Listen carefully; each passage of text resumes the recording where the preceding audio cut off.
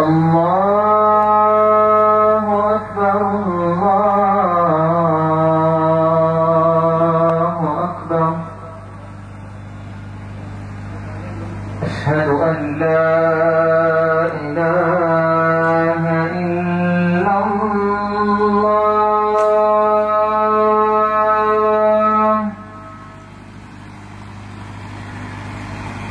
أشهد أن لا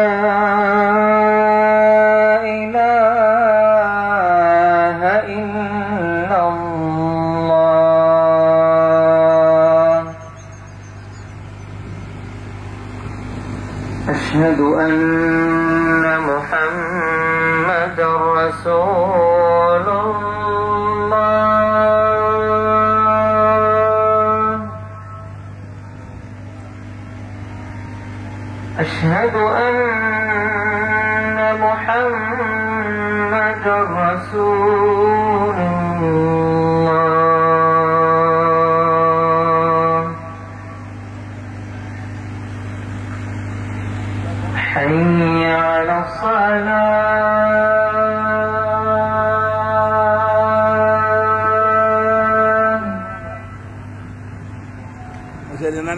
حي على الصلاة.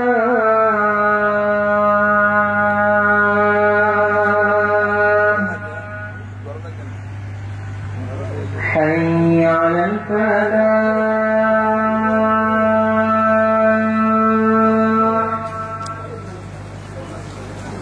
حي على الفلاح.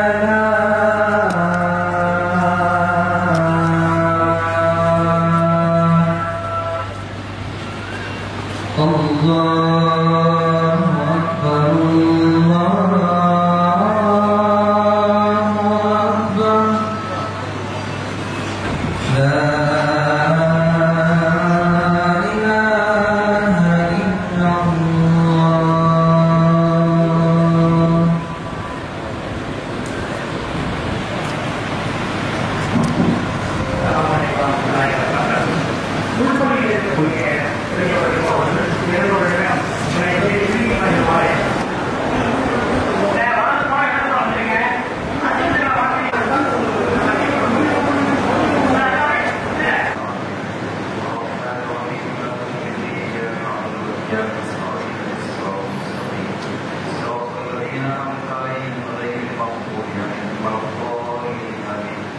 بسم الله الرحمن الرحيم. بسم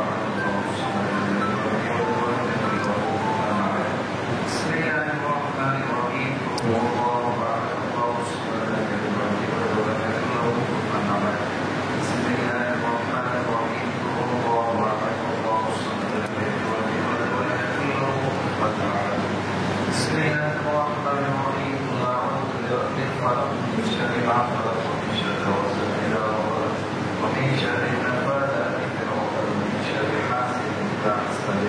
بسم الله الرحمن الرحيم. أعوذ برب الناس ملك الناس إله الناس من شر الوسواس الخناس الذي يوسوس في صدور الناس من الجنة والناس.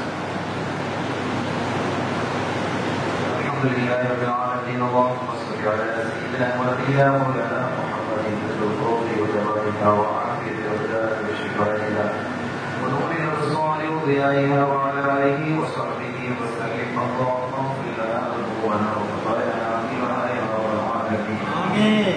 اللهم إنا نسألك العفو والعافية والمعافاة الدائمة في الدين والدنيا والآخرة إنك على كل شيء قدير. آمين. اللهم إنا نسألك من خير ما سألك منه نبيك سيدنا محمد صلى الله عليه وسلم ونعوذ بك من شر ما استعاذك منه نبيك سيدنا محمد صلى الله عليه وسلم. اللهم اهدنا بالكتاب والسنة والجماعة وأدمنا بالإيمان والتوبة.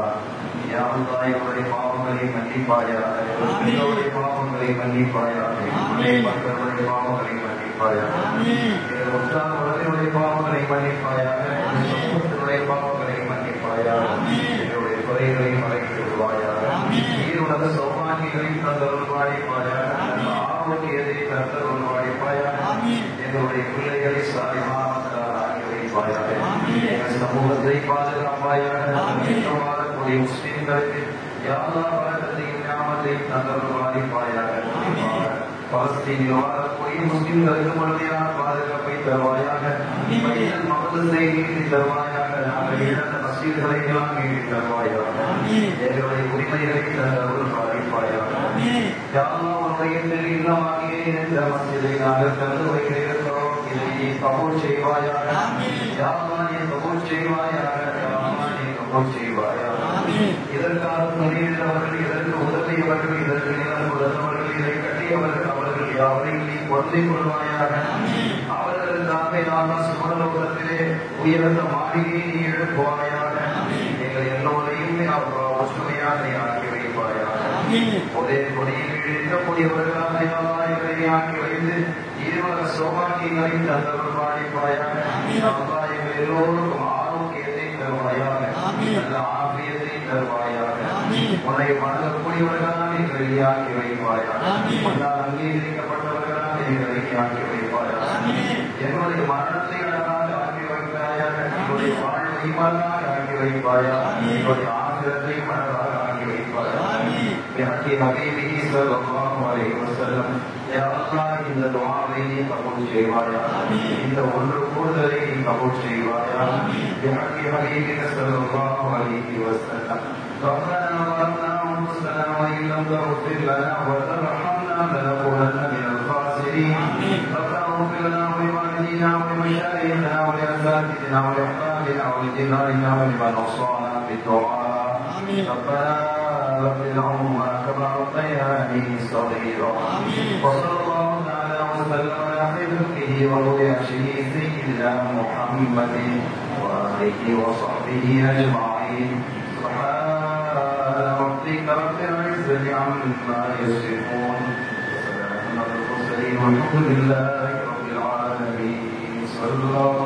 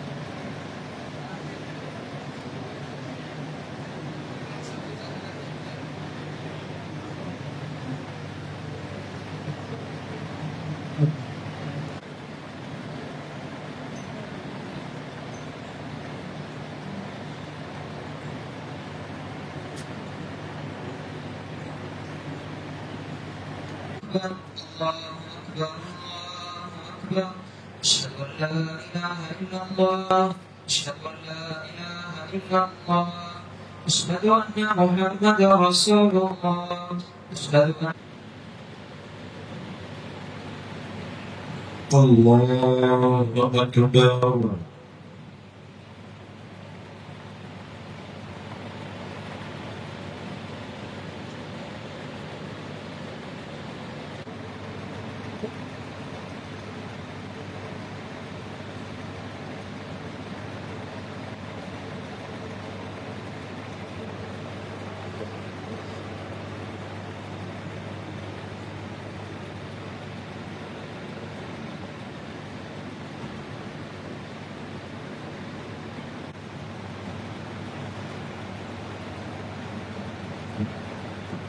سمع الله لمن حمده.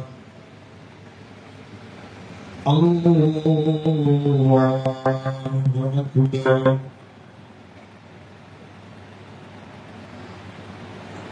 الله أكبر. الله أكبر.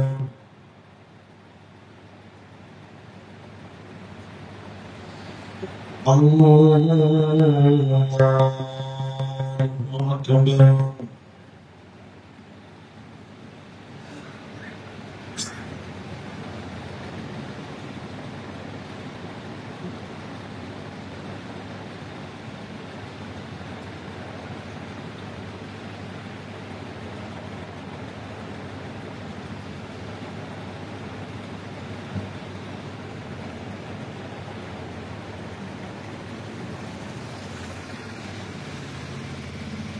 الله أكبر.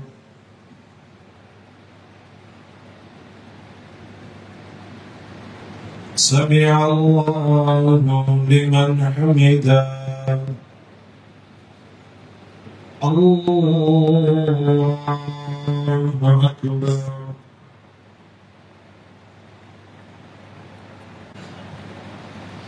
الله أكبر. الله أكبر.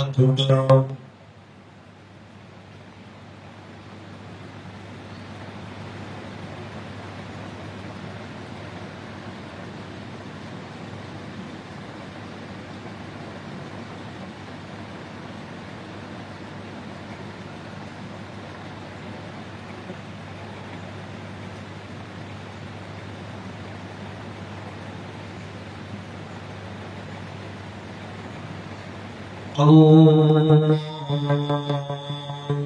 أكبر.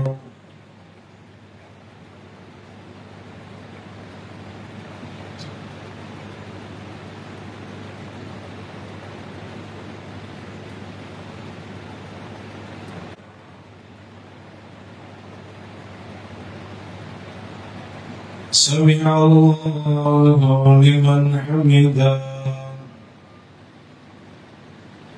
الله أكبر.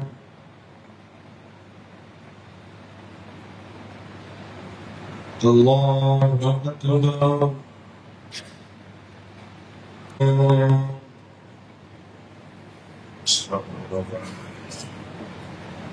محمد وآله وسلم عليه. اللهم اغفر لنا ذنوبنا وخطايانا كلها يا رب العالمين.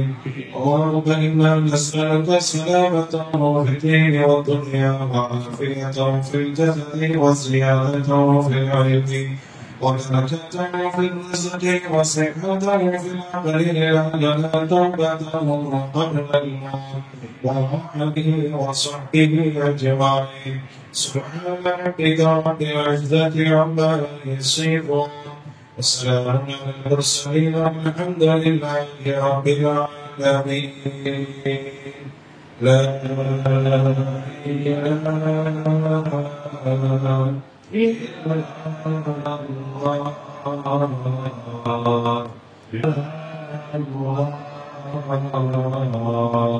محمد رسول الله صلى الله على محمد صلى الله عليه وسلم. صلى الله على محمد صلى الله عليه وسلم صلى الله على محمد يا ربي صل عليه وسلم اللهم صل وسلم وبارك عليه. السلام عليكم ورحمة الله وبركاته. الحمد لله ثم الحمد لله رب العالمين،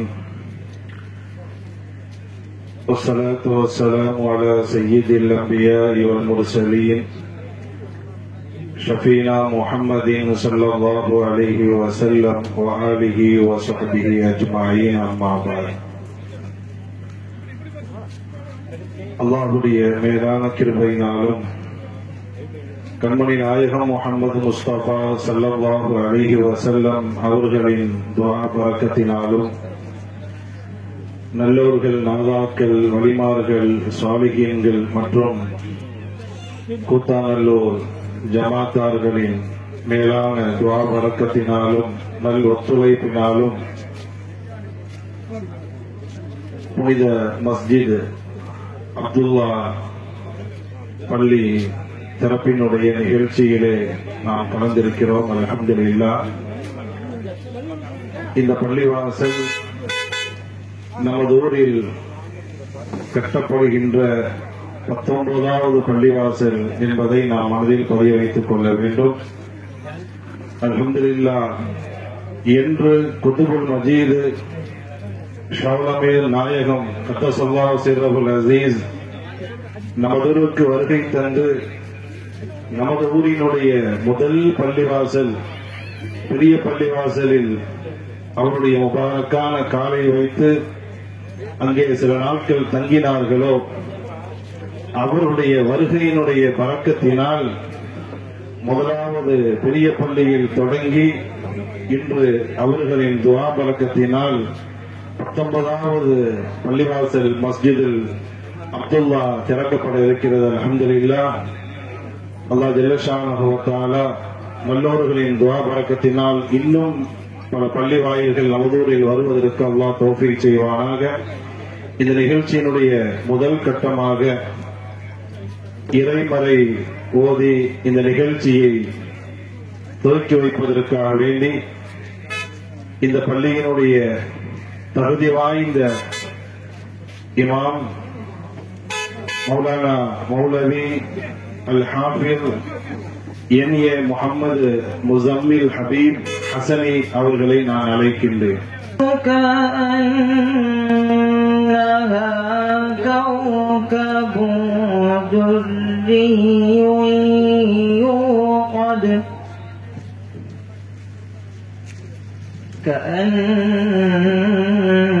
كأنها كوكب دري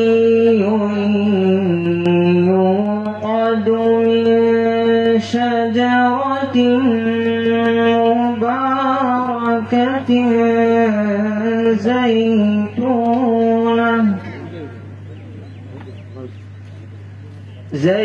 زيتونة لا شرقية ولا غربية يكاد زيتها يضيء ولو لم تمسسه نور على نور يهدي الله لنوره من يشاء ويضرب الله الأمثال للناس والله بكل شيء عليم. في بيوت أذن الله أن ترفع ويذكر يذكر فيها اسمه يسبح له فيها بالغدو والآصال. புகழ் கீதம் இசைப்பதற்காக வேண்டி இஸ்லாமிய பாடகர் மட்டுமல்ல, இஸ்லாமியர்களின் பாடகரும் நாடறிந்த பாடகருமான கண்ணியத்திற்கும் மரியாதைக்கும் உரிய தேரிழந்தோர் தாஜுத்தீன் அவர்களை புகழ் கீதம் இசைப்பதற்காக வேண்டி அழைக்கின்றேன். அஸ்ஸலாமு அலைக்கும் வரஹ்மத்துல்லாஹி வபரகாத்துஹு. அல்ஹம்துலில்லாஹ். பல ஆண்டுகளுக்கு முன்பாக தஞ்சாவூரிலே இந்த குடும்பத்தார்கள் கட்டப்பட்ட அந்த பள்ளிவாசல் திறப்பு விழாவிலே கலந்து கொள்ளக்கூடிய பாக்கியத்தை அல்லாஹ் அளித்திருந்தான். அதன் தொடர்ச்சியாக நம்முடைய ஹஜ்ரத் கிப்லா அவர்கள் சொன்னது போல 19வது பள்ளியை இங்கு நிர்மாணித்து திறக்கப்பட்டிருக்கிறது. இன்னும் பல பள்ளிவாசல் உருவாவதற்கு வல்ல அல்லாஹ் தௌஃபீக் செய்வானாக என்ற பிரார்த்தனையும், பள்ளிகள் பல இருந்தும் மாங்கோசை கேட்ட பின்பும், பள்ளிகள் பல இருந்தும் மாங்கோசை கேட்ட பின்பும், பள்ளி செல்ல மனம் இல்லையோ படைத்தவன் நினைவில்லையோ, பள்ளி செல்ல மனம் இல்லையோ படைத்தவன் நினைவில்லையோ. அல்லாஹ்வை நாம் தொழுதால் சுகம் எல்லாமே ஓடி வரும். அந்த வல்லோனை நினைத்திருந்தால் நல்ல வாழ்க்கையும் தேடி வரும். நல்ல வாழ்க்கையும் தேடி வரும். மூளைக்கு முன்ன பள்ளிவாசல் கட்டப்படுகிறது. ஒருவேளை தொழுவ கூட விடுவதற்கு உங்களுக்கு ஜாய்ஸ் இல்லை, கலா செய்வதற்கு வாய்ப்பு இருக்கக்கூடாது என்பதற்காகத்தான் இப்போ சில நேரங்களில் பயணம் போறது ஜம்மு செய்வார்கள், சில நேரங்கள் முடியல. ஆனால் அந்த நேரத்தில் நம்முடைய அப்துல் ரஹ்மான் அந்த நேரத்தில் எம்பியா இருக்கும் பொழுது ஏர்போர்ட்லயும் ஒவ்வொரு பள்ளிவாசலும் கட்டப்பட்டிருக்கு. அப்ப கேட்டாங்க, ஒவ்வொரு மதத்தார்களும் இப்படி ஒரு மணக்கஸ்தல வச்சா ஏர்போர்ட்டுக்கு பதிலாக வெறும் டெம்பிள் சிட்டியா போயிடுமே அப்படின்னு கேட்கும்போது, இல்லை, முஸ்லீம்களுக்கு அப்படிப்பட்ட நிலை வராது. காரணம், அந்த குறித்த நேரத்தில் அவர்கள் உலகத்தில் எந்த மொழிகள் இருந்தாலும் அந்த முஸ்லீம்கள் அந்த பரலான தொழுகையை அந்த குறித்த நேரத்தில் தொழுதே ஆக வேண்டும் என்ற கட்டளை எடுத்து சொல்லி அதனை சாங்ஷன் பண்ணி வாங்கப்பட்டது என்று சொன்னால், நாம் எங்கு பார்த்தாலும் இப்ப இந்த பகுதிகளெல்லாம் இப்பதான் வீடுகள் இம்ப்ரூவ் ஆகி டெவலப் ஆகிட்டு, இதனால மேலையின் காரணமாக வந்திருக்கக்கூடிய அந்த மக்களின் தவறவிடக்கூடாது என்பதற்காக திரும்பும் திசையெல்லாம் அல்லாஹு தஆலா பள்ளிவாசலை கட்டி வைத்து தொழக்கூடிய பாக்கியங்களை அல்லாஹு தஆலா வழங்கியிருக்கின்றான். கியாமத்து நாள் வரை தொழக்கூடிய அத்தனை முஸ்லிம்கள் துஆவும் இந்த ஷாவுல் அமீன் ஹாஜியார் மற்றும் கூப்பாச்சி கோட்டையார் குடும்பத்தார்களுக்கு அல்லாஹு தஆலா வழங்கியருள் புரிவானாக என்று பிரார்த்தித்து, தூணே இல்லாத வானத்தை பார், தூய ரஹ்மானின் அதிசயமே, எதையும் தாங்கிடும் பூமியை பார், அதுவும் அவனது அதிசயமே. அதிசயமானவனே அல்லாஹ் அல்லாஹ், ஆற்றலின் ரகசியமே அல்லாஹ் அல்லாஹ் அல்லாஹ் யா அல்லாஹ். மேகம் கூடாமல் மழை பொழியும், காற்று இல்லாமல் மரம் அசையும், இருளில் நிலவின்றி வெளிச்சம் வரும், இதுவும் யா அல்லாஹ் அதிசயமே. காற்றும் கடலும் நீர் நெருப்பும் கட்டுப்பாட்டில் வைத்தவனே, மனிதன் என்னாலே என்னாகும், புரிந்தால் தெளிவாகும் அதிசயமே. ஒளியால் படைத்த மலக்குகளும் நெருப்பால் படைத்த ஜின்னுகளும் உயிரால் படைத்த மனிதர்களும் மண்ணால் படைத்த மனிதர்களும் இறைவா உனது அதிசயமே. பாதை தெரியா மனிதனுமே பாதை தெரிய நடந்திடுவான். படைத்தவன் உன்னை புரிந்து கொண்டால் விளங்கிடும் எல்லா அதிசயமே. அல்லாஹ் யா அல்லாஹ் அல்லாஹ் யா அல்லாஹ் அல்லாஹ். கூத்தா நல்லோரில் உனக்கு இல்லம் எழுப்பி மகிழ்ந்தது இரண்டு உள்ளம். கூத்தா நல்லோரில் உனக்கு இல்லம் எழுப்பி மகிழ்ந்தது இரண்டு உள்ளம். காணியை தந்தது ஷாஹுல் ஹமீத் ஆஜியார், கட்டி தந்தது கூப்பாச்சி கோட்டையார். காணியை தந்தது ஷாஹுல் ஹாஜியார், கட்டி தந்தது கூப்பாச்சி கோட்டையார். அல்லாஹ் யா அல்லாஹ் அல்லாஹ் யா அல்லாஹ் அல்லாஹ். சிந்திய வேர்வையால் சேர்த்த செல்வம் சேர்ந்த இடம் பாரு உனது இல்லம். சிந்திய வேர்வையால் சேர்த்த செல்வம் சேர்ந்த இடம் பாரு உனது இல்லம். சிறப்பாய் இந்த குடும்பங்களை செழிப்பாய் வாழ வைரகுமானே.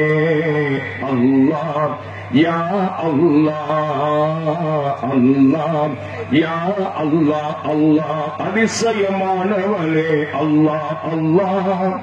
ஆற்றலின் ரகசியமே அல்லாஹ் அல்லாஹ் அல்லாஹ் யா அல்லாஹ் அல்லாஹ் யா அல்லாஹ் அல்லாஹ்.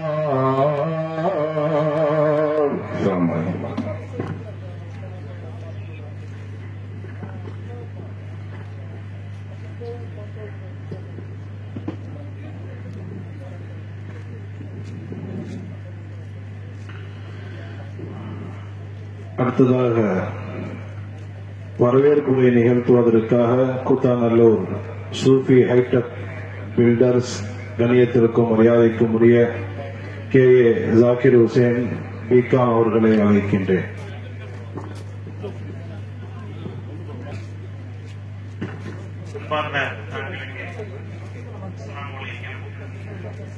இந்த மாலை நேரத்தில் உங்கள் அனைவரையும் வரவேற்பதை மிக்க மகிழ்ச்சி அடைகிறேன். இந்த இடத்தை கொடுத்து உதவிய ஸ்தாபன ஆட்சியாளர் அவர்களையும் வரவேற்கிறேன். இங்கே தலைமையேற்றுள்ள நமதோர் பெரியபள்ளி மசல் தலைமை இமாம் அவர்களையும், இங்கே சிறப்புரையாற்ற வந்திருக்கும் அஜர் கிப்லா அவர்களையும், நேரலந்தூர் ராஜதீன் அண்ணன் அவர்களையும் மற்றும் நம்பி முஜமை மற்றும் இங்கு வந்திருக்கக்கூடிய விஷயங்கள் அனைவரையும் வருகிறது என்று வரவேற்கிறேன். முதலில் வல்ல இறைவனுக்கு நான் நன்றி கூறுகிறேன். இந்த பள்ளிவாசலை கட்டுவதற்கு எங்கள் குடும்பத்தினருக்கு வாய்ப்பு வழங்கிய வல்ல இறைவனுக்கும், அடுத்து நான் கட்டுவதற்கு துணை புரிந்த இறைவனுக்கு நன்றி கூறுகிறேன். நேற்றைய தினம் இந்த பல அலுவல்கள் காரணமாக நமது சட்டமன்ற உறுப்பினர் அவர்கள் இன்று வருகை தராமல் நேற்றே முன்கூட்டிய வருகை தந்து நம்மை கௌரவப்படுத்தினார்கள். ஆகையினால் அவர்களையும் வரவேற்று நன்றி கூறுகிறேன். நேரம் காலம் குறைவாக இருப்பதால் சிறப்பு பேச்சாளர் அவர்களுக்கு வெளியிட்டு விடுகிறேன். அஸ்ஸலாமு அலைக்கும்.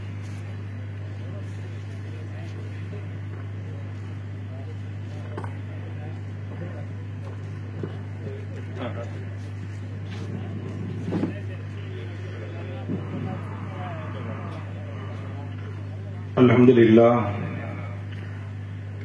மஸ்ஜிதினுடைய திறப்பு விழா சிறப்பான முறையில் நடைபெற்றுக் கொண்டிருக்கிறது. இன்ஷா அல்லாஹ் அடுத்ததாக நாமும் ஆவலோடு எதிர்பார்த்து கொண்டிருக்கக்கூடிய தமிழ்நாட்டின் தலை சிறந்த பேச்சாளர் அவர்களின் சிறப்பு பயான் நடைபெற இருக்கிறது. தலைமையுரை என்ற அடிப்படையில் ஒரு 2 செய்தியை மட்டும் சொல்லி நான் முடிவுக்கு வருவேன்.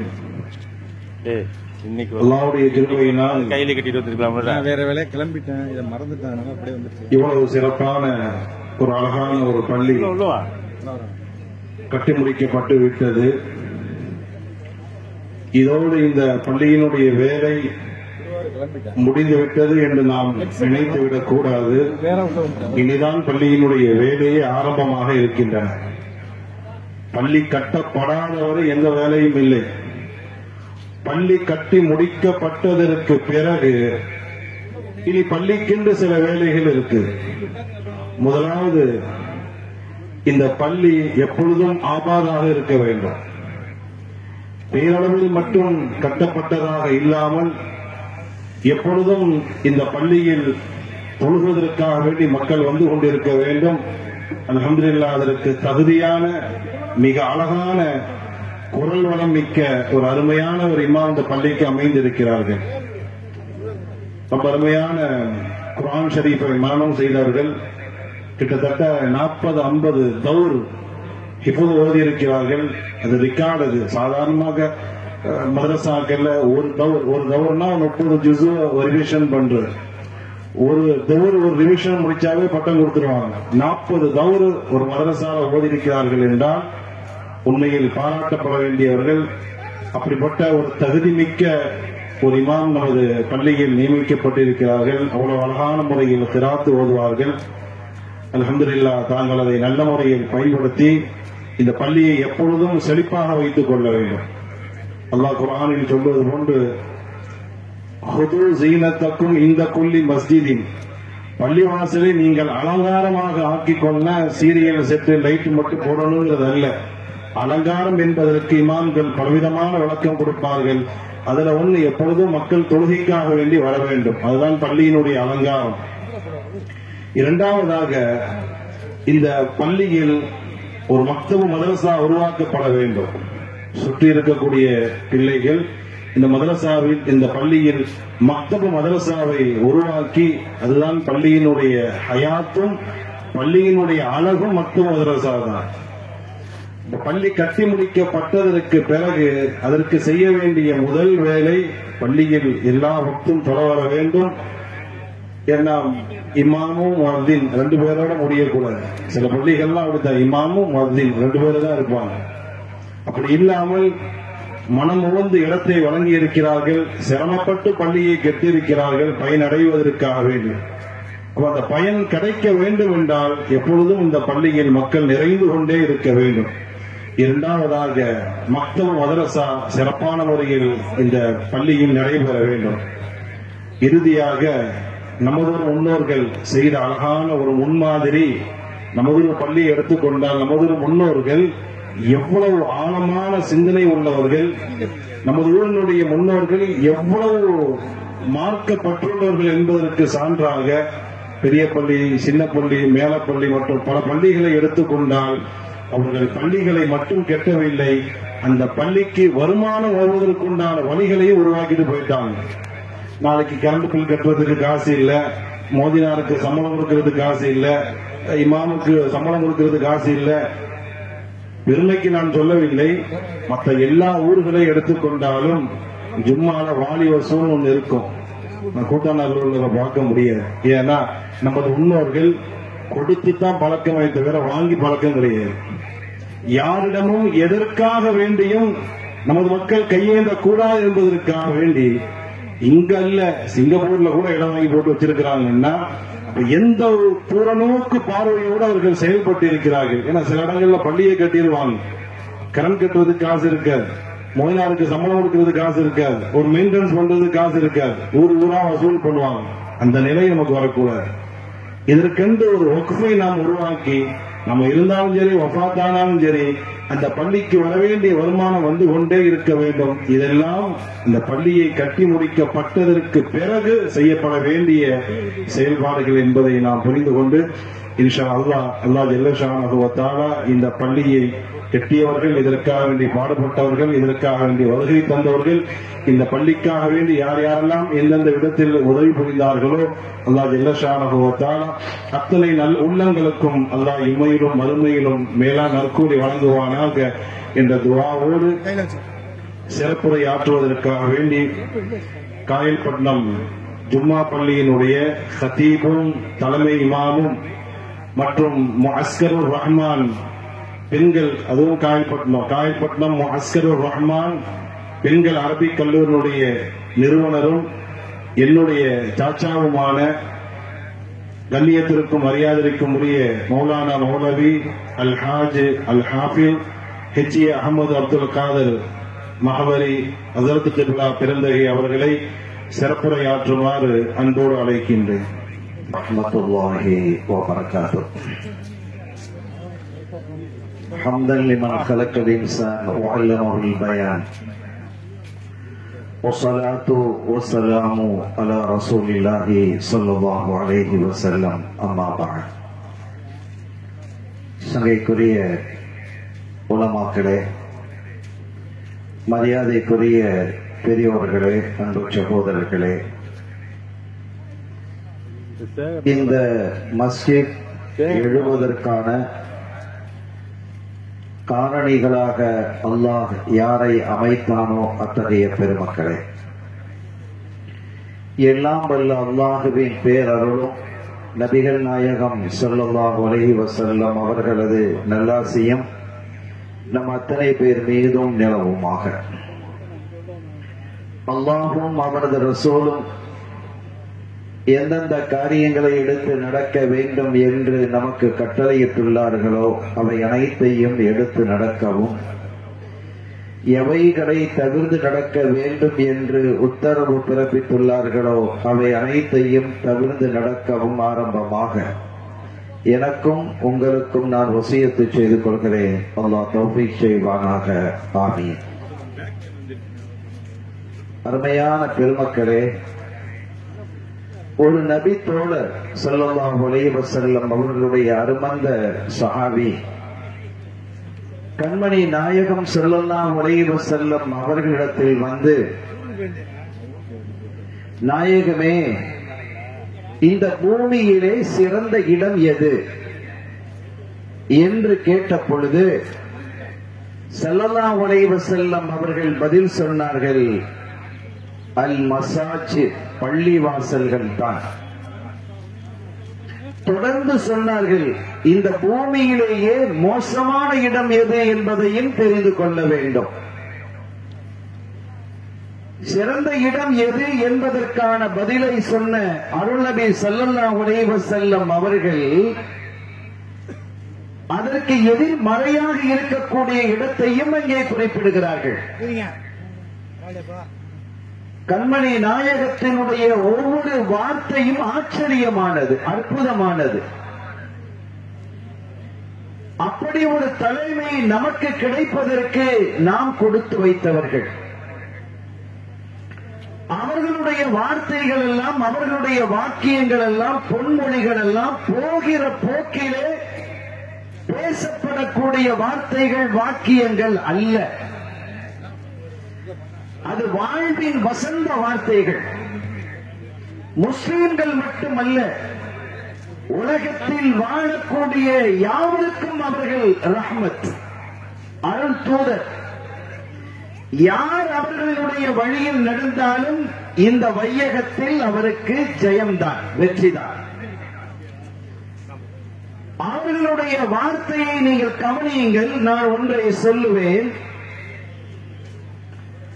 ஒரு கட்டத்தில் உழைப்பவர்களினுடைய கூலியை கொடுத்து விடுங்கள் என்று சொல்வதற்கு ஸல்லல்லாஹு அலைஹி வஸல்லம் அவர்கள் எப்படி வார்த்தைகளை பயன்படுத்தினார்கள் என்பது இந்த சமூகத்திற்கு தெரியும்.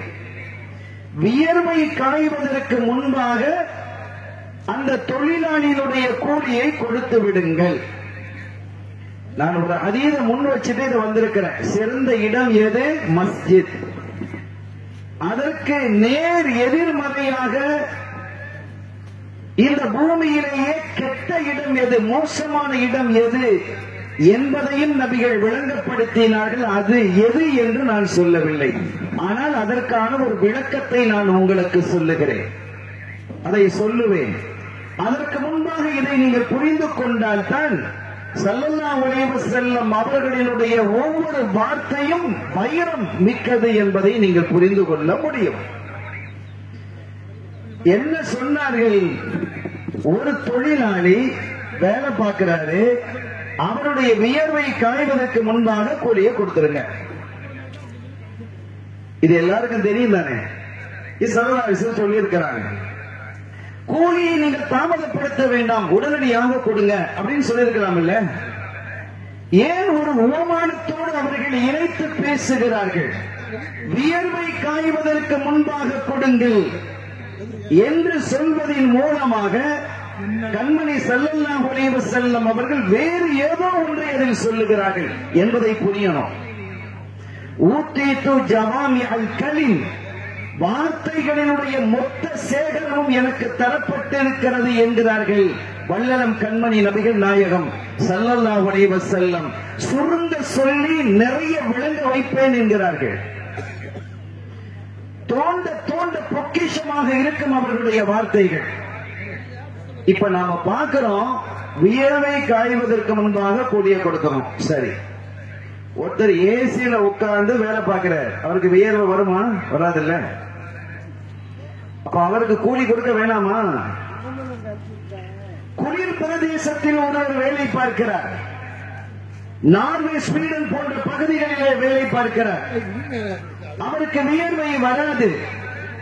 ஆக வியர்வை எப்ப வருதோ அது காயத்துக்கு முன்னால நான் தர்றேன் அப்படின்னு சொல்லலாமா? இப்படி எல்லாம் பேசுறவங்க நிறைய பேர் இருக்கிறாங்க. அதனால இதை நான் சொல்லுகிறேன். இந்த வியர்வை என்பது உழைப்பினுடைய அடையாளம். வியர்வை தண்ணி கீழே விழுந்துருச்சுன்னு சொன்னா அது சூரியனுடைய ஒளிப்பட்டு கொஞ்சம் கொஞ்சம் கொஞ்சமாக அது காயும், ஒரு நேரம் எடுத்துக்கொள்ளும். வியர்வை அப்படி அல்ல, அது சட்டென்று ஒரு காற்று பட்டால் அது காய்ந்து விடும்.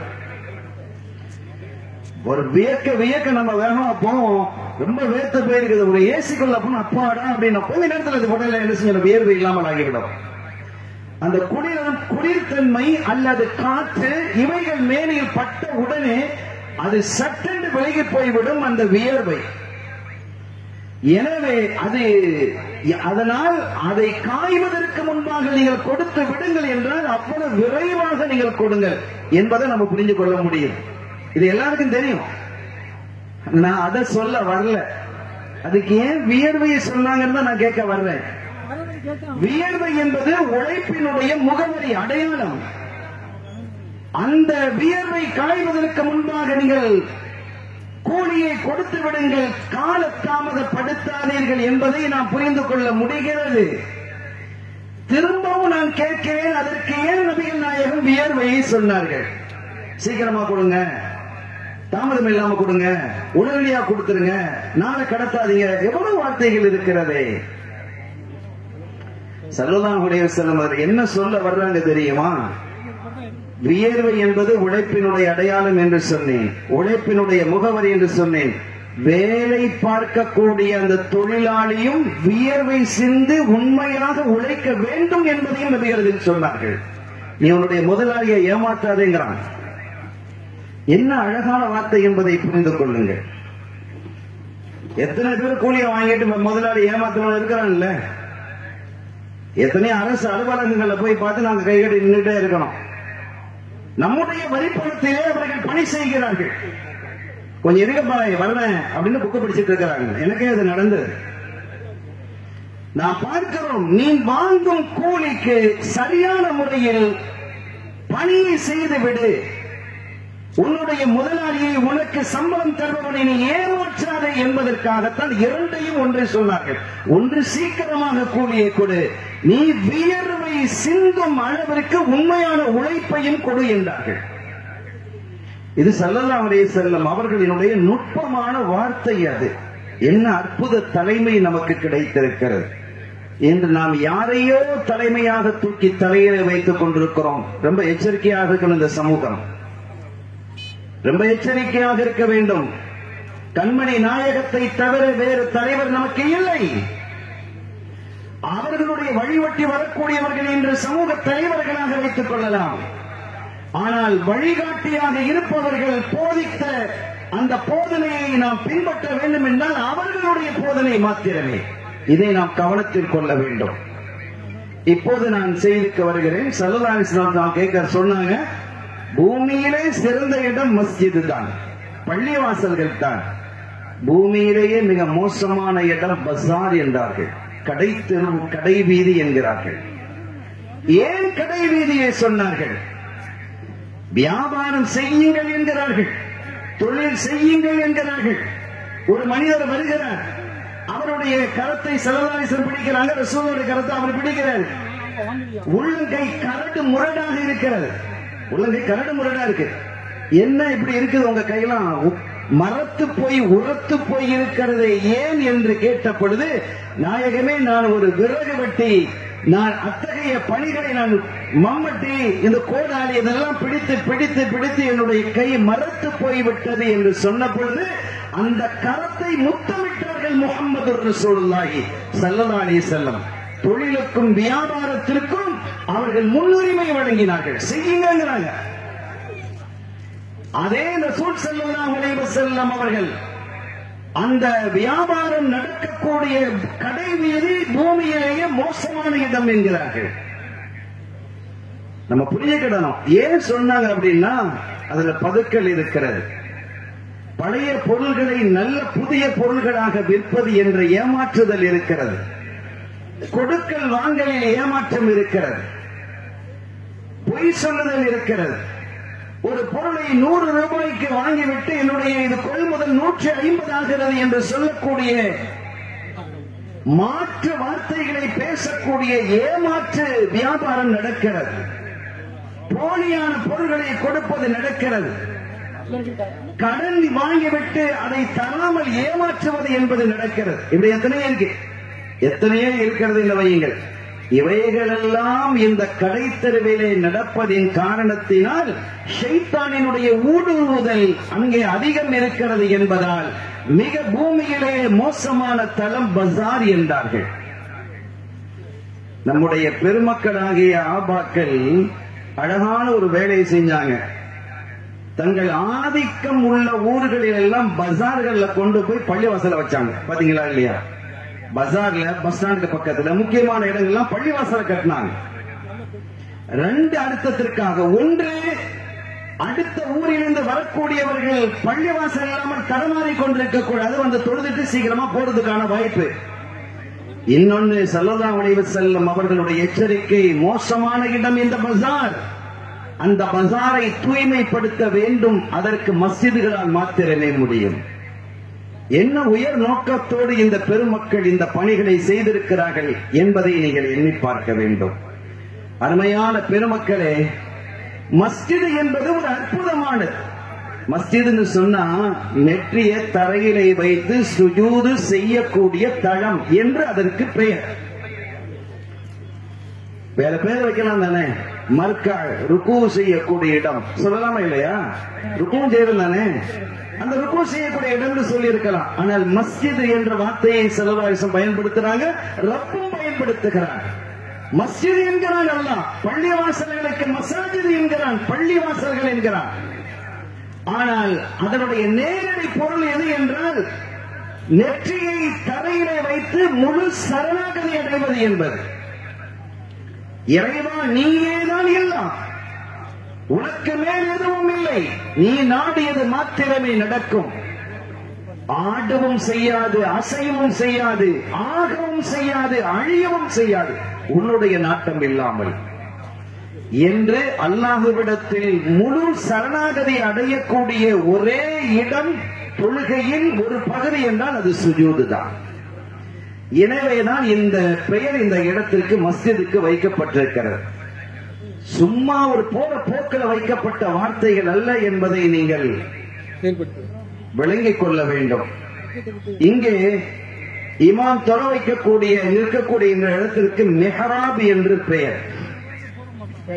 எல்லாருக்கும் மெஹராப்னா தெரியும். மெஹராப்னா என்ன? யுத்தம் நடத்தும் தளம். யுத்தம் நடத்தும் தளம். ஹர்ப் என்றால் யுத்தம், யுத்தம் நடத்தக்கூடிய தளம் என்கிறார்கள். அப்ப இனி நாளையிலிருந்து இமாமுடைய கையில வாழையும் வேலையும் கொடுத்து அனுப்பலாமா? கத்தியோட அல்வாலோட வரணுமா? அப்படி அல்ல. யாரோடு யுத்தம் நடத்துவது?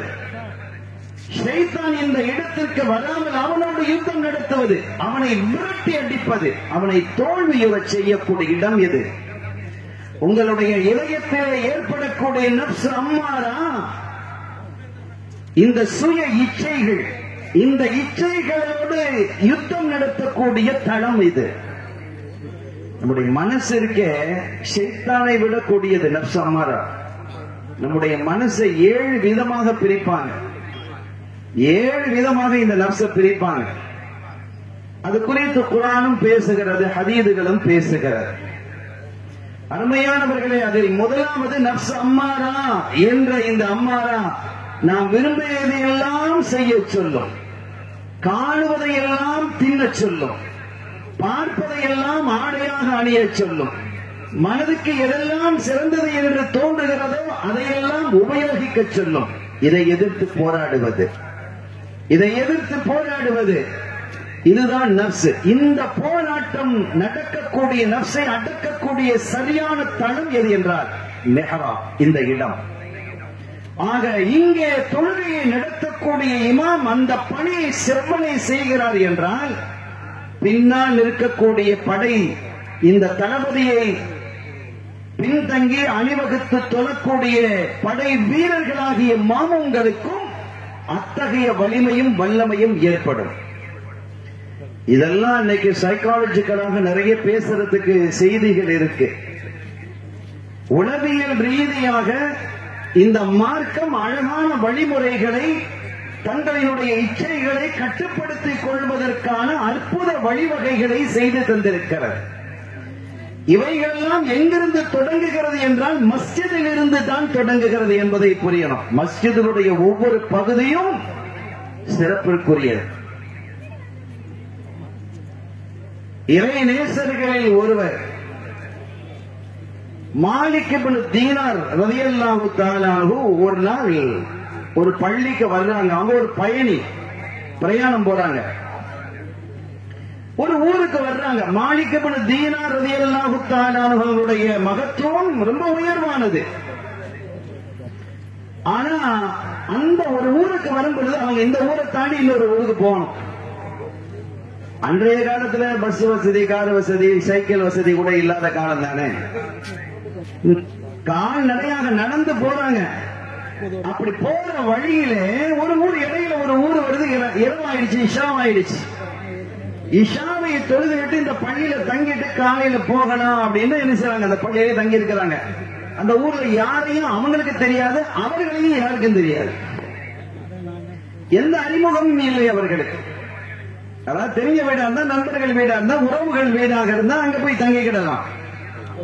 ஆனா யாருமே தெரியாது என்பதால் அவங்க என்ன செஞ்சாங்க, பள்ளியிலேயே தங்கலாம். அப்படிங்கும் போது அந்த பள்ளியினுடைய பொறுப்பாளர் வந்து சொன்னா, நீங்க யாரு, இங்க இரவு இங்க தங்குவதற்கு அனுமதி இல்லை, ஏதாவது ஒரு காரணங்களால இருக்கலாம்.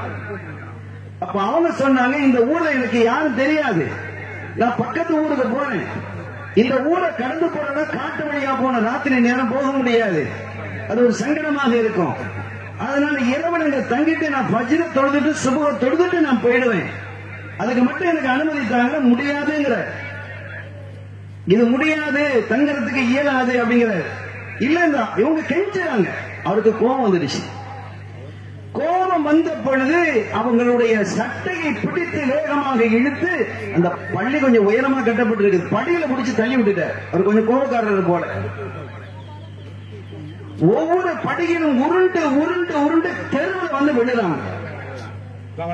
இப்படி ஒரு நிகழ்வு அவர்களுடைய வாழ்க்கையிலே நடந்திருக்கிறது. பிந்திய காலத்தில் இஸ்லாமிய சமூகத்திற்கு மத்தியிலே மாலிக் இப்னு தீனார் என்றால் எழுந்து மரியாதை செய்யக்கூடிய அளவிற்கு அவர்களுடைய அந்தஸ்தை அல்லாஹ் உயர்த்தி வைத்திருந்தார். அப்போ ஒரு நாளில் அவருடைய சீடர்கள்ல, மாணவர்கள் ஒருத்தர் கேட்கிறாங்க, ஷேக் அவர்களே, நீங்க ரொம்ப சந்தோஷமாக இருந்த நேரம் எது?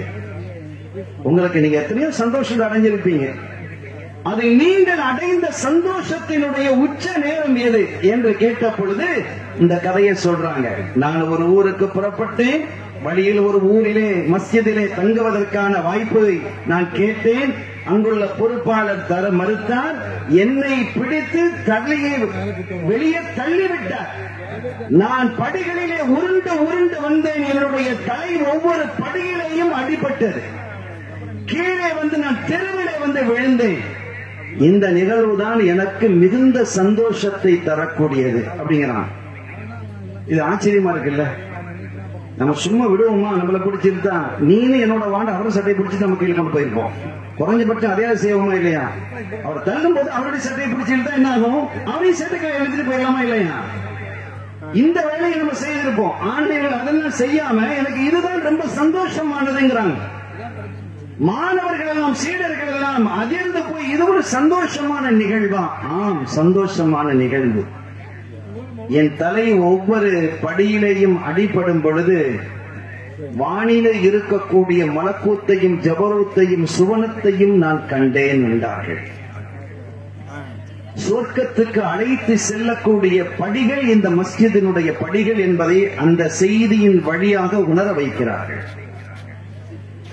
நீங்கள் மஸ்ஜிது நபவிக்கு சென்றால் அங்கே பார்க்கலாம், பல தூண்களிலே சில பெயர்கள் எழுதப்பட்டிருக்கும். உஸ்துவானத்து அபி லுபாபா அப்படின்னு போட்டிருக்கு. இன்னைக்கு இருக்கு. நீங்க போனா அந்த மாதிரி குட்டு பார்த்தா தெரியும்.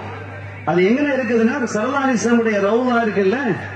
இப்ப ரவுதத்துல் ஜன்னான்னு நம்ம தொழுறதுக்கான டைம் கொடுத்து அனுப்புறாங்கல்ல, அந்த பகுதியில நீங்க உற்று பார்த்தால் அந்த பழைய காலத்து தூண் அதெல்லாம் வந்து எழுதியிருக்கு. துருக்கிகள் எழுதி வச்சிருக்கிறாங்க. ஒவ்வொரு தூணுக்கும் ஒரு வரலாறு உண்டு. ஒவ்வொரு தூணுக்கும் ஒரு வரலாறு உண்டு. அபூ லுபாபா ரலியல்லாஹு தஆலா அன்ஹு அவர்களை ஸல்லல்லாஹு அலைஹி வஸல்லம் அவர்கள் யூதர்களினுடைய ஒரு கோத்திரத்திற்கு தூதாக அனுப்பினாங்க. நீண்ட நெடிய வரலாறு. ஒரு துணுக்கை நான் சொல்லுகிறேன். அங்கே சென்ற அவர்கள் ஒரு ரகசியத்தை வெளியிட்டான். ரகசியத்தை வெளியிடக்கூடாது. ரகசியம் தான் என்னது? வெளியிடாம இருக்கிறதான ரகசியம். இவர் சொல்லுவாரு, யார்ட்டையும் சொல்லாத, இது ரொம்ப ரகசியம், நான் உங்ககிட்ட மட்டும்தான் சொல்லி இருக்கிறேன். ஒரு 10 பேர்கிட்ட உங்ககிட்ட மட்டும் சொல்லுவார். இதுக்கு பேர் ரகசியமா? ரகசியம் என்பது எந்த தனக்குள்ள ரகசியம் என்றால் அது மனைவியிடம் கூட சொல்லக்கூடாது என்பார்கள். மனைவியிடம் கூட சொல்லக்கூடாது என்பார்கள். ஒரு கதையாக சொல்வது உண்டு. ஒருத்தர் என்ன செஞ்சாருன்னா, ஒரு மனைவி சொல்றாங்க, என்னங்க அவர் அந்த சாதனையை புரிந்திருக்கிறார், இவர் இந்த சாதனையை புரிந்திருக்காரு, யார் யாரெல்லாம் எப்படிலாம் பேசுறாங்க, இவ்வளவு நாளாச்சு, நீங்க என்னங்க செஞ்சிருக்கிறீங்க? ஒரு சாதனை கூட நீங்க இல்லையே. என்ன சாதாரண ஒரு குடும்பத்தை நடத்திட்டு போயிட்டே இருக்கிறீங்க. ஒரு பெருசா எந்த காரியத்தையும் நீங்க செஞ்ச மாதிரி தெரியல. பாருங்க, அவங்களுக்கு அவார்டு கிடைக்குது, இவருக்கு இது கிடைக்குது, இது கிடைக்குது, அவங்க எல்லாம் ஒரு பெரிய அவார்டுகளை எல்லாம் பரிசுகள் எல்லாம் வாங்கிட்டு வர்றாங்க. அவருடைய மாப்பிள்ளை அப்படி, இவருடைய மாப்பிள்ளை இப்படி, என் மாப்பிள்ளை இப்படி நான் சொல்ல முடியலையே, நீங்க எதுவும் செய்யலையா? அப்படிங்கும் போது இவன் பொறுத்திருந்து பார்த்தாரு. கடைசியில சொன்னாரு, இங்க வா, ஒரு ரகசியத்தை நான் உங்கள்கிட்ட சொல்றேன். அன்றைக்கு நைட்ல ஒரு 20 வருஷத்துக்கு முன்பாக அல்லது 25 வருஷத்துக்கு முன்பாக இந்த ஊர்ல ஒரு கொடியவன் வாழ்ந்தான் தெரியுமா? ஒரு மோசமான ரவுடி வாழ்ந்தான். உனக்கு தெரியுமா? உன்னை பத்தி கேள்விப்பட்டு? ஆமா ஆமா, எனக்கு நான் கேள்விப்பட்டிருக்கிறேன். நானும் சின்ன வயசுல நான் பார்த்திருக்கிறேன். என்ன அட்டகாசம் பண்ணினான், என்ன அட்டூழியம் பண்ணினான். யாரும் அவனை எதிர்த்து நிற்க முடியவில்லை. காவல்துறையே அவனை கண்டு பயந்தது இல்லையா? ஆமா, போலீஸ் எல்லாம் பயப்படுவாங்க, அவன் ஒண்ணும் செய்ய முடியாது. அந்த அளவுக்கு அதிகாரிகளை கையில வேற வச்சிருந்தான். அட்டகாசம் பண்ணா, இவன் எப்படின்னா ஒழிவான எல்லாரும் எதிர்பார்த்து கொண்டிருந்தாங்க. கடைசியில் என்னாச்சு? அவனை யாரோ கொண்டு போட்டாங்க, கொலை செஞ்சுட்டாங்க. தெரியுமா? ஆமா, 25 வருடமாகி அந்த கொலையாளியை கண்டுபிடிக்க முடியவில்லை போலீசார். ஆமாங்க, அவனை கொண்டதே நான் தான். எவ்வளவு பெரிய வேலையை செஞ்சிருக்கிறீங்க, அல்ஹம்துலில்லாஹ். அதை செஞ்சது நீங்க? ஆமா, இதோட நீ வச்சுக்கோ. அடுத்த நாள் காலையில் அவர் வெளியே போகும்போது போலீஸ் அவரை அரெஸ்ட் பண்ணுகிறது. கடை தெருவிலே போய் அவள் பேசினார். உன் மாப்பிள்ளை அப்படின்னு நீ பீற்றினாயே, பேசினாயே. என் மாப்பிள்ளை யாரு தெரியுமா? அந்த வந்தான 25 வருஷத்துக்கு முன்னாடி அந்த மோசமானவன், அவனை போட்டதே யாருதான். இனி அவன் மாப்பிள்ளை சொல்ல, அங்க சொல்ல, இனி போலீஸ் வந்து அரெஸ்ட் பண்ணிட்டு போயிடுச்சு. ரகசியம் என்பது ரகசியமாக இருந்தால் மட்டுமே ரகசியம். அது வெளியில வந்து அது ரகசியம் இல்லாது. அபூ லுபாபா ரலியல்லாஹு தஆலா அன்ஹு அவர்கள் ஒரு ரகசியத்தை அங்கே சூசகமாக வெளிப்படுத்தினார்கள். அதற்கு பிறகு அவர்களே பயந்தார்கள், ஆஹா நம்ம தப்பு பண்ணிட்டோமே, இந்த ரகசியத்தை வெளியிட்டிருக்க கூடாது அல்லவா என்று அப்படியே அஞ்சு நடுங்கி நேரத்தில் ரசூல் ஸல்லல்லாஹு அலைஹி வஸல்லம் வராம பள்ளிவாசலுக்கு சென்று பள்ளிவாசலுடைய ஒரு தூணிலே தன்னுடைய ஒரு கயிற்றை எடுத்து தானாகவே கட்டி இறுக கட்டி கொண்டு ரசூல் என்ன மன்னிக்கிறவரை, அல்லாஹ் என்ன மன்னிக்கிறவரை, இந்த தூணிலிருந்து நான் வெளியில வரமாட்டேன் அப்படின்னாங்க. போன ஆளை காணும் என்று ரசூல் ஸல்லல்லாஹு அலைஹி வஸல்லம் கேட்கிறாங்க. அப்போ பாபா வைங்க, நான் என்ன இப்படி நிலைமை பள்ளிவாசலுக்குள்ள இருக்கிறார். சரி இருக்கட்டும். இனி போன இடத்திலிருந்து ஸல்லல்லாஹு அலைஹி வஸல்லம் படையோடு திரும்பி வருகிறார்கள். அங்கே என்ன தொழுகைக்காக அல்லது பாத்ரூம் போறதுக்காக மாத்திரம் அவர்கள் தன்னை அவிழ்த்துக் கொண்டு போவாங்க. திரும்பி வந்து தன்னை கட்டிக்கிடுவாங்க. ஸல்லல்லாஹு அலைஹி வஸல்லம் பேசல. சில நாட்கள் போனதற்கு பிறகு அவர்களுடைய தௌபாவை அல்லாஹ் அங்கீகரிக்கிறார். தௌபாகிய நடுநிசையில் அங்கீகரிக்கப்படுகிறது. அதற்கு பிறகு அவங்க என்ன செய்யறாங்க, தௌபா அங்கீகரிக்கப்பட்டு அவர்கள் வாழ்த்து சொல்வதற்காக சஹாபாக்கள் வர்றாங்க. வந்து கையத்தை சரி அல்லாஹ் மன்னிச்சுட்டாங்க, நீங்க கைத்தை அவருங்கன்னு சொல்லும்போது இல்ல, கண்மணி நாயகம் வந்து அவுத்து விடணும்னாங்க. ஸல்லல்லாஹு அலைஹி வஸல்லம் வந்து தன்னுடைய திருக்கரத்தால் அவிழ்த்து விட்டார்கள். மஸ்ஜித் நபவியில் இருக்கக்கூடிய தூண்களுக்கு ஒவ்வொரு தூணுக்கும் ஒரு வரலாறு உண்டு. அருமையான பெருமக்களே, உலகெங்கிலும் இருக்கக்கூடிய மஸ்ஜிதுகள் எதை நோக்கி இருக்கிறது? காபாவை நோக்கி இருக்கிறது. எல்லா மஸ்ஜிதுடைய கிபிலாவும் காபா தானே. உலகத்தினுடைய மைய பகுதி அது. அந்த காபா தான் உலகத்தில் உள்ள அத்துணை மஸ்ஜிதுகளினுடைய கிபிலாவாகவும் அது இருக்கிறது. மொத்தம் எத்தனை காபா இருக்கிறது தெரியுமா? 15 காபாக்கள் இருக்கிறது. 7 வானங்களிலும் 7 காபா இருக்கிறது. 7 பூமி, ஒவ்வொரு பூமிக்கு கீழும் ஒரு காபா இருக்கிறது. பூமிக்கு மேல மக்காவிலே இருக்கக்கூடிய ஒரு காபா.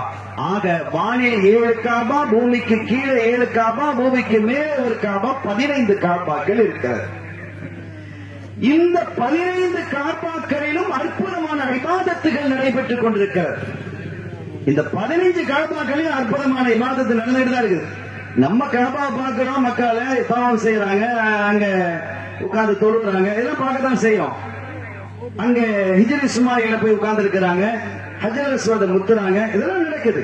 இபாதத்துகள் நடந்து கொண்டிருக்கிறது. இதே மாதிரி வழக்கம் 15 காபாக்களில் நடக்கிறது. ஆச்சரியம் என்ன தெரியுமா? இந்த 15 காபாக்களும் ஒரே நேர்கோட்டில் இருக்கிறது.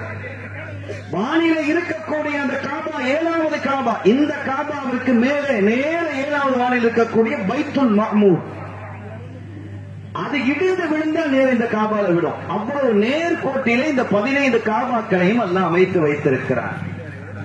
இந்த 15 காபாக்களிலும் சிறந்த காபா என்றால் மக்காவில் இருக்கக்கூடிய காபா தான்.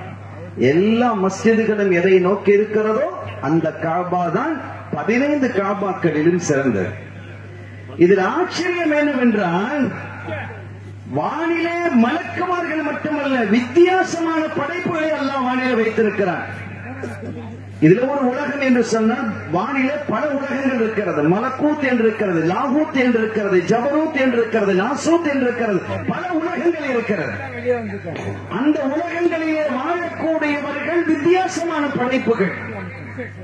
நான் மேராஜுக்கு செல்லும் பொழுது 4வது வானத்தில் குதிரையினுடைய தோட்டத்திலே சில படைப்புகளை நான் பார்த்தேன் என்கிறார்கள் முஹம்மது ரசூலுல்லாஹி, கண்மணி நாயகம் ஸல்லல்லாஹு அலைஹி வஸல்லம். வித்தியாசமான படைப்பெல்லாம் வச்சிருக்கிறான், நமக்கு தெரியாது. 7 பூமிக்கு கீழே, பூமிக்கு அடியில் எல்லாம் நிறைய இபாதத்துகள் நடந்துகிட்டு தான் இருக்கு. வகை வகையான படைப்புகள் எல்லாம் அத இறைவனை துதித்துக் கொண்டிருக்கிறார்கள். நாம் பார்க்கிறோம், சில பொழுது மாலை பொழுதிலே பறவைகள் அப்படியே அணிவகுத்து அழகாக அப்படியே பறக்கும். ஒத்தைரு சாஃபாத். நீங்க என்ன நினைக்கிறீங்க? பறவைகள் அழகா பறந்து போகிறது? இல்லை, அவர்கள் எல்லாம் சஃபாக இறைவனை துதிக்கிறது என்கிறான் அல்லாஹ். அது ஆலிம தஸ்பீஹா. அவைகள் எல்லாம் இறைவனுடைய எப்படி தஸ்பீஹ் செய்ய வேண்டும், வணங்க வேண்டும் என்பதை அவை தெரிந்திருக்கிறது. நீங்க பாருங்க, அந்த இதெல்லாம் போறதெல்லாம் அது சஃப், அது அதனுடைய சஃப் இப்படி போகும், வியூ ஷேப்ல இருக்கும். இதெல்லாம் இது இறைவன். எல்லா படைப்புகளும் அல்லாஹ்வை வணங்குகிறது, எல்லா படைப்புகளும் அல்லாஹ்வை துதி செய்கிறது. ஆனாலும் மிக உன்னதமான படைப்பு என்றால் மனித படைப்பு தான். அல்லாஹ்வுக்கு மிக விருப்பமான இபாதத்து மிருகங்களிலிருந்தும் வருகிறது, பறவைகளிலிருந்தும் வருகிறது. நாக்கு இல்லாத ஒரு படைப்பு மீன். மீனுக்கு நாக்கு இருக்கா? இல்ல. ஆட்டுக்கு நாக்கு இருக்குது, மாட்டுக்கு நாக்கு இருக்குது, மனுஷனுக்கு நாக்கு இருக்குது, படைப்புகளுக்கு நாக்கு இருக்குது, எறும்புக்கும் நாக்கு இருக்கிற, மீனுக்கு இல்ல. அதனாலதான் ஸல்லல்லாஹு அலைஹி வஸல்லம் அவர்கள் கட்டத்திலே சொல்லும் பொழுது يستغفر للعالم ما في السماوات والارض حتى الحيطان அப்படினாங்க. ஒரு அறிஞருக்காக, ஒரு ஆலிமுக்காக வானம் பூமியில் உள்ளவைகள் எல்லாம் இஸ்திக்ஃபார் செய்கிறது, பிழை பொறுப்பு தேடுகிறது, மீன்கள் உட்பட. வானம் பூமியில் உள்ளதுன்னு சொல்லிட்டா முடிஞ்சிருச்சு தானே. மீனை மாத்திரத்தை ஏன் ஸ்பெஷலா குறிப்பிடுறாங்க?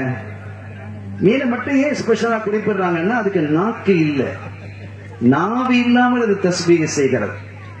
இப்படியெல்லாம் பிற படைப்புகள் தஸ்பீஹ் செய்த பொழுதிலும் அல்லாஹ்வுக்கு மிக விருப்பமான தஸ்பீஹ், மிக விருப்பமான தொழுகை என்று சொன்னால் அது தன்னுடைய அடியார்களாகிய மனிதர்களிடமிருந்து வருவது, நம்மிடமிருந்து வருவதா அல்லாஹ்வுக்கு ரொம்ப பிரியமானது. அருமையான பெருமக்களே, எவ்வளவு ஆச்சரியமான விஷயம் இதெல்லாம். எனவே அந்த ரப்பை நாம் வணங்குவதற்கான பூமி முழுவதும் ஜுஇலத்தில் அர்து மஸ்ஜிதா. முந்தைய காலத்துல எல்லாம் மூசா நபி அலைஹிஸ்ஸலாமுடைய காலத்துல தொழுகிறதாக இருந்தால் எங்க தான் தொழுவணும்? பள்ளியில தான் தொழணும், வேற எங்கேயும் தொழ முடியாது. இப்ப நம்ம பள்ளிக்கு வெளியில அங்க தொழலாமா? தொழலாம். ஹவுது பக்கத்துல ரெண்டு தொழுதாங்க இல்ல, ஹவுது என்ன பள்ளியா? இல்லையே, பள்ளியோட சேர்ந்தது. தெருவிலே ஒரு முசல்லா போட்டு தொழலாம், அந்த இடம் துப்புரவா இருந்தா. கடையிலே தொழலாம், விமானத்தளத்திலே தொழலாம், அல்லது வீடுகளிலே தொழலாம், தொழ முடியும் தானே. ஆனால் மூசா அலைஹிஸ்ஸலாமுடைய காலத்தில் அப்படி தொழ முடியாது. மூசா அலைஹிஸ்ஸலாமுடைய காலத்தில் அப்படி தொழ முடியாது. எங்கதான் தொழணும்? பள்ளிகள் மட்டும்தான் தொழணும். பள்ளி இல்லையா, நீ எப்போ பள்ளி வாசலுக்கு வரையா அப்ப அந்த தொழுகை பூரா கலாச்சின்னு அப்படிலாம் சட்டம் இருக்குது. ஸல்லல்லாஹு அலைஹி வஸல்லம் அவர்கள் சொல்கிறார்கள், ஜுஇலத் லியல் அர்து மஸ்ஜிதா, இந்த பூமி முழுவதுமே எனக்கு தொழுந்தலமாக ஆக்கப்பட்டது. நான் பள்ளியில் அல்ல, இந்த இடத்துல மஸ்ஜிதில் சுஜூது செய்யும், எந்த துப்புரவு இருக்கோ அங்க தொழலாம். ஆனாலும் இந்த பள்ளிக்கு என்று ஒரு தனித்தன்மை உண்டு, ஒரு சிறப்பு உண்டு. அதுதான் அல்லாஹ்வுக்கு பிரியமான இடம், அங்கே வந்து நீங்கள் தொழுங்கள் என்கிறார்கள். இந்த பள்ளி இன்னைக்கு அல்ஹம்துலில்லாஹ் சில தனவந்தர்களால், நல்லடியார்களால் இந்த நிலம் கொடுக்கப்பட்டு இந்த மஸ்ஜிதை அவங்க எழுப்பி இருக்கிறாங்க. அல்லாஹ் அவர்களை பொருந்திக் கொள்வானாக, அவர்களுடைய சந்ததிகளை அல்லாஹ் கண்ணியப்படுத்துவான். இது ரொம்ப முக்கியம். சந்ததிகள் எல்லாம் ரொம்ப சிறப்பா இருக்கணும். நம்முடைய பிள்ளைகள் வாழையடி வாழையாக வரக்கூடிய அந்த சந்ததி ரொம்ப சிறந்த சந்ததியாக வரணும். அதற்கு நிச்சயமாக இந்த மாதிரி சதக்கத்துல் ஜாரியா ரொம்ப துணையாக இருக்கும். இப்ப இந்த பள்ளியை கட்டி கொடுப்பதை பற்றி ஸல்லல்லாஹு அலைஹி வஸல்லம் சொல்றது நீங்க பாருங்க, ரொம்ப ஆச்சரியமா இருக்கு. ரசூலுடைய வார்த்தை என்றால் அது வைரம் மிகைத்தது, வைரத்தையும் தாண்டியது அந்த வார்த்தைகள். வைர வார்த்தைகள் என்று சொன்னாலும் கூட கண்மணி நாயகத்துடைய வார்த்தையை குறைத்து மதிப்பிட்டு விட்டோமோ என்ற எண்ணம் வரும். வைரத்தையும் மிகைத்தது. மன் பனா லில்லாஹி மஸ்ஜிதன் பனல்லாஹு லஹு பைத்தன் ஃபில் ஜன்னah, யார் அல்லாஹ்வுக்காக ஒரு மஸ்ஜிதை அவன் எழுப்புகிறானோ அவனுக்கு அல்லாஹ் சுவனலோகத்திலே மாபெரும் மாளிகையை எழுப்புகிறான். சரி, இது வரைக்கும் சரி. அடுத்த ஒரு வார்த்தையை சொல்றாங்க, அதான் ஆச்சரியம். வலவ் பி மஃஹஸி கத்தாத்தின், அது காடை குருவியினுடைய கூடு அளவுக்கு இருந்தாலும் சரி, சின்ன பள்ளி. அப்ப பல பேர் சேர்ந்து பள்ளி வாசல் கட்டுறாங்க. ஒருத்தர் 10 லட்சம் ரூபாய் கொடுக்கிறாரு, ஒருத்தர் 1 லட்சம் ரூபாய் கொடுக்கிறாரு, ஒருத்தர் 10,000 ரூபாய் கொடுக்கிறாரு, ஒருத்தர் 1000 ரூபாய் கொடுக்கிறாரு, ஒருத்தர் 100 ரூபாய் கொடுக்கிறாரு. அப்ப அது காடை குருவிக்கு வந்துருக்கு. ஒருத்தர் 10 ரூபாய் போடுறாரு, பள்ளிவாசல் கேட்ட அப்புறம் உண்டியில 10 ரூபாய் போட்டுட்டு போறாரு. அதுவும் பள்ளி கட்டுறது தானே. ஒரு காடை குருவியினுடைய அளவிற்கு அவர் கட்டினாலும் கட்டி கொடுத்தாலும் அவருக்கு மாபெரும் மாளிகை அல்லாஹ் சுவனலோகத்திலே எழுப்புறான் அப்படின்னு ஸல்லல்லாஹு அலைஹி வஸல்லம் சொல்றாங்க. இப்ப இதுல ஒரு கேள்வி என்னன்னா, ஏன் காடைக்குருவியினுடைய கூடுன்னு சொன்னாங்க? அதுதான் கேள்வி. காடை குருவியினுடைய கூட்டை விட எறும்பு கூடு சின்னது தானே. எறும்பு கூடுங்கிறது அதை விட சின்னதாக இருக்கிறது. சிட்டுக்குருவியினுடைய கூடு அதை விட சின்னதாக இருக்கிறது. சில வண்டுகளினுடைய கூடுகள் இருக்கிறது, அது அதை விட சிறிதாக இருக்கிறது. அதை சொல்லி இருக்கலாமே. யோசிங்க. நமக்கு கிடைத்த, திரும்பவும் நான் சொல்லுகிறேன், நமக்கு கிடைத்த ஒரு தலைவர் சுப்ஹானல்லாஹ், எந்த சமூகத்திற்கும் கிடைக்காத மாணிக்க மரகத வைரம் மிகைத்த தலைவர். அல்ஹம்துலில்லாஹ் வஷ்குருலில்லாஹ். காலமெல்லாம் அல்லாஹ்வுக்கு நாம் ஷுக்ர் செஞ்சுக்கிட்டே இருக்கணும். இப்படி ஒரு தலைமைக்கு உம்மத்தாக நாம் வந்திருக்கிறோமே. இல்லை ஏன் அதை காடை குருவியினுடைய கூடு அளவிற்கு அவர் கட்டி கொடுத்தாலும் அவருக்கு சோழலோகத்திலே மாபெரும் மாளிகை உண்டு. ஏன் தெரியுமா? அந்த காடை குருவின்னு சொன்னதுக்கு காரணம் என்னன்னா, இந்த காடை குருவிக்கு சில குணங்கள் இருக்கு. நீங்க காக்க கூட்ட போய் பாருங்க, அதுல மனம் கழிச்சிருக்கும். குருவி கூட்ட போய் பாருங்க, அதுல இருக்கும். ஏன் நம்ம வீட்டுல கோழி கூட்ட போய் பாருங்க, அதுக்குள்ள போய் என்ன செஞ்சிருக்க, மனம் கழிச்சு அசுத்தமா அசிங்கமா தான் கிடக்கும். ஆடு அப்படி அசிங்கமா இருக்கு, இருக்குமா இல்லையா? சாணியை போட்டிருக்கோம், வெட்டையை போட்டிருக்கோம், ஏதோ ஒண்ணு இருக்கும். காடை குருவிக்கு வீட்டுக்குள்ள நீங்க போய் பாருங்க, அசுத்தம் இருக்க, பளிச்சென்று இருக்கும். காடை குருவி கூடு மாத்திரம் அது பளிச்சென்று இருக்கும். ஒருபோதும் தன்னுடைய வீட்டை அது அசுத்தப்படுத்தாது. டாய்லெட் வருதுன்னா வெளியே விடும், வீட்டுக்குள்ள அது அசுத்தப்படுத்தாது. இன்னொன்னு என்ன தெரியுமா? இந்த காடை குருவி நம்ம அந்த வயலை எல்லாம் பார்க்கலாம், மின்மினி பூச்சிட்டு கொஞ்சம் வெளிச்சமாக மினிட்டு அந்த மின்மினி பூச்சிகள் எல்லாம் பிடிச்சு வந்து தன்னுடைய கூட்டுக்குள்ள விட்டு அது வெளிச்சமாக்கி வைக்கும், பிரகாசமாக்கி வைக்கும். இது காடை குருவிக்கு மாத்திரமே இருக்கக்கூடிய பண்பு. எல்லா ஞானமும் கொடுக்கப்பட்டால் மாத்திரமே இப்படி பேச முடியும். ஸல்லல்லாஹு அலைஹி வஸல்லம். இல்லாட்ட யாராவது இப்படி இவ்வளவு தூரமா சிந்திக்க முடியுமா? அந்த ஸ்பாட்லயே ஸல்லல்லாஹு சொல்லிக்கிட்டே இருக்கிறாங்க. கடல் மாதிரி மதீனா ஷரீஃப் சென்றதற்கு பிறகு அவர்களுடைய நாவில் இருந்து அடங்காத அலை போன்ற அற்புதமான வாக்கியங்கள், வாசகங்கள் வெளிப்போடு கொண்டே இருந்தது. இந்த காடை குருவிக்கு மாத்திரமே இப்படிப்பட்ட ஒரு தன்மை உண்டு. இன்னொன்னு, காடை குருவி நமக்கு அந்த இறைச்சி நமக்கு ஆகமாக்கப்பட்டது இல்லையா? ரப்புல் ஆலமீன் அல்லாஹ் ஜல்ல ஷானஹு வ தஆலா மூஸா அலைஹிஸ்ஸலாம் அவர்களுடைய கவுமுக்கு ரெண்டு உணவை இறக்கின. உணவு மண்ணு செல்வா. குர்ஆன் பேசுகிறது. இந்த மண்ணு செல்வான என்ன தெரியுமா? மண்ணு செல்வான ஒரு உணவு. இப்ப வகையான உணவுலாம் வந்திருக்குது.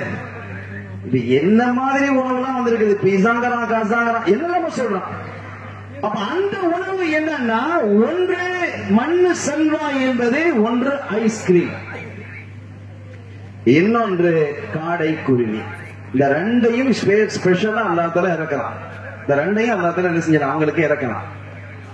இந்த காடை குருவியினுடைய ஒவ்வொரு இறைச்சிக்கும் இந்த இறைச்சி கொலஸ்ட்ரால், இதுல கொலஸ்ட்ரால் இல்ல கம்மி இருந்தா நம்ம சொல்றோம் இல்ல. ஆட்டு இறைச்சி அதுல கொலஸ்ட்ரால் இருக்கும், கோழியில கொஞ்சம் குறைவா இல்ல, ஆனா கோழி தொடர்ந்து சாப்பிடுறது நல்லது இல்ல. டாக்டர் ஒவ்வொரு இறைச்சிக்கும் ஒவ்வொரு குணத்தை சொல்லுவாங்க. இந்த காடை குருவியினுடைய தன்மை என்ன தெரியுமா? மனசை இலகுபடுத்தும். கடினமான இதயம் ஏற்படுவதை விட்டு தடுக்கும். இரக்க சிந்தனையை ஏற்படுத்தக்கூடிய ஆற்றல் ஒரு உணவுக்கு இருக்கிறது என்றால் அது காடை குருவியினுடைய இறைச்சி. இதற்கு அந்த ஒரு தன்மையை எல்லாம் வழங்கி இருக்கலாம். எவ்வளவு எவ்வளவு எவ்வளவு தூர நோக்கோடு அருள்நபி ஸல்லல்லாஹு அலைஹி வஸல்லம் அவர்கள் இந்த மஸ்ஜிதை குறித்து நீங்க பேசியிருக்கிறார். இந்த நிகழ்ச்சிக்கு தலைமையேற்றிருக்கக்கூடிய சொல்லும் போது, இது தொழுகைக்காக மட்டுமல்ல, பிள்ளைகள் இங்க மக்தப் ஏற்படுத்தணும், ஓதி கொடுக்கணும், அதெல்லாம் அவசியம்.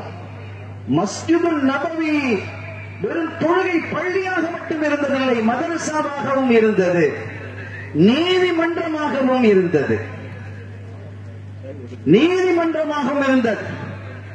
யமாமாவினுடைய அரசராக இருந்த சுமாமத் இப்னு உஸால் ரொம்ப அநியாயம், ரொம்ப அநியாயம் செஞ்சாரு. அந்த நாட்டுல, என் நாட்டுல எந்த முஸ்லீம் இருக்கக்கூடாது, எவனாவது இருந்தா வெட்டு.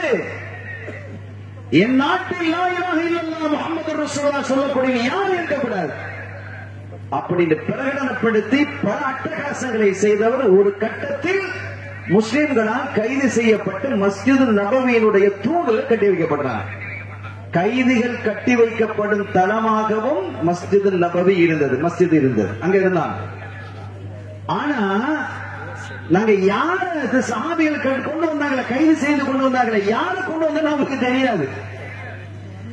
அவரு தன்னுடைய குழுவோட மக்காவுக்கு போறாரு, உம்ராவுக்கு. உம்ராவுக்கு போனா நல்ல விஷயம் நினைக்காதீங்க. அந்த காலத்துல உம்ரா, எல்லா காலத்திலயும் உம்ரா இருந்தது. முஷ்ரிக்குகளும் உம்ரா செஞ்சாங்க, முஷ்ரிக்குகளும் ஹஜ் செஞ்சாங்க. சிலைகளை அடிப்படையாக வைத்து அந்த வணக்கங்களை செய்வாங்க. குபல், லாத்து, உஸ்ஸா, மனாத்து என்று அப்படி நிறைய 360 சிலைகள். அந்த சிலைகளை அபிஷேகம் செய்வதும், அது தலையில பாலை ஊத்துறது, தேனை ஊத்துறதும், இதுதான் உம்ராவாகவும் ஹஜ்ஜாகவும் இருந்தது.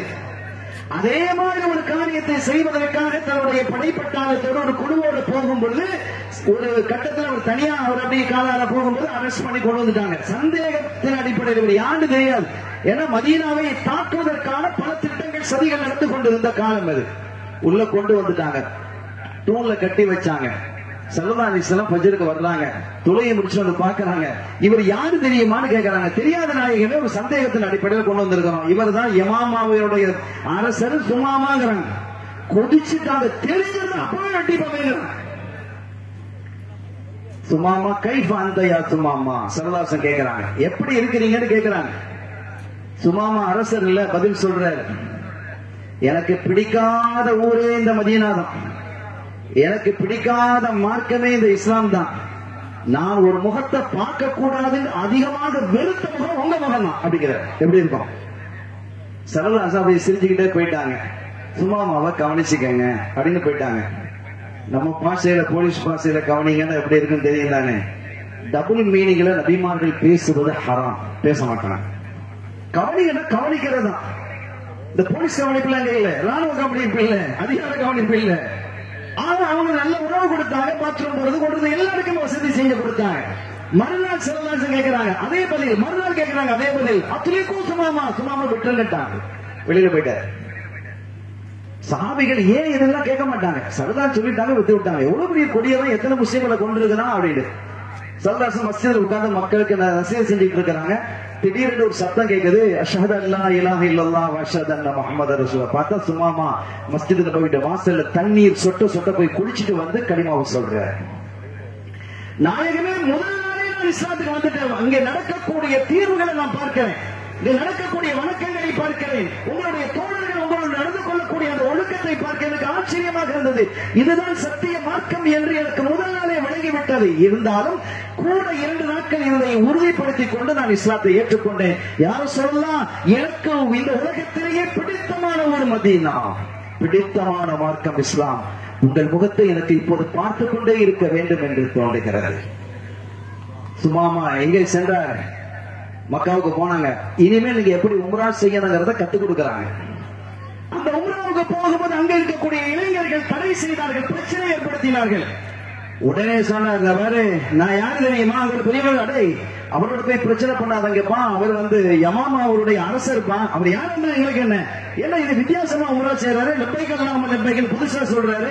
அந்த மண்ண முதலாவது சொன்னது சுமாமா தான். இந்த லப்பைக்கு சத்தமிட்டு உரைத்து சொன்னது ரலியல்லாஹு தஆலா அன்ஹு. அவர் சொன்னாரு, எனக்கு நீங்க அட்டகாசம் பண்றீங்களா, என் ஊர்ல இருந்து ஒரு உணவு உங்களுக்கு வராது. ஏன்னா மக்கள் எந்த தானியங்களும் இல்ல, பழங்கள் இருக்குதா, எல்லா கனிவர்க்கங்களும் அங்க இறக்குமதி ஆகும். அது இப்ராஹிம் அலைஹிஸ்ஸலாமுடைய துஆ. பெரும்பாலான உணவு அங்க எங்கிருந்து, யமாமாவிலிருந்து வருகிறது. யமாமா உணவு தடை விதித்தார். உணவு இல்லை, எல்லாத்துக்கும் காசு இருக்குது, பணம் இருக்குது, உணவு இல்லை, எங்க என்ன பண்றது? கடிதம் எழுதினாங்க, சுமாமாக்கு இல்ல. இந்த குறைஷி காபிர்கள் அநியாயம் இழைத்தவர்கள், அட்டூழியம் செய்தவர்கள், இஸ்லாத்தை வேரோடு புடுங்கிவிட வேண்டும் என்று துடித்தவர்கள் கண்மணி நாயகத்துக்கு கடிதம் எழுதினார்கள். உறவுகளை பெற வேண்டும் என்கிறீர்கள், சொந்தங்களை காக்க வேண்டும் என்கிறீர்கள், முஹம்மதே ஸல்லல்லாஹு அலைஹி வஸல்லம். ஆனா உங்க உறவு தானே நாங்க, உங்களை ஏத்துக்கிறது அது வேற விஷயம், உங்க உறவு தானே நாங்க.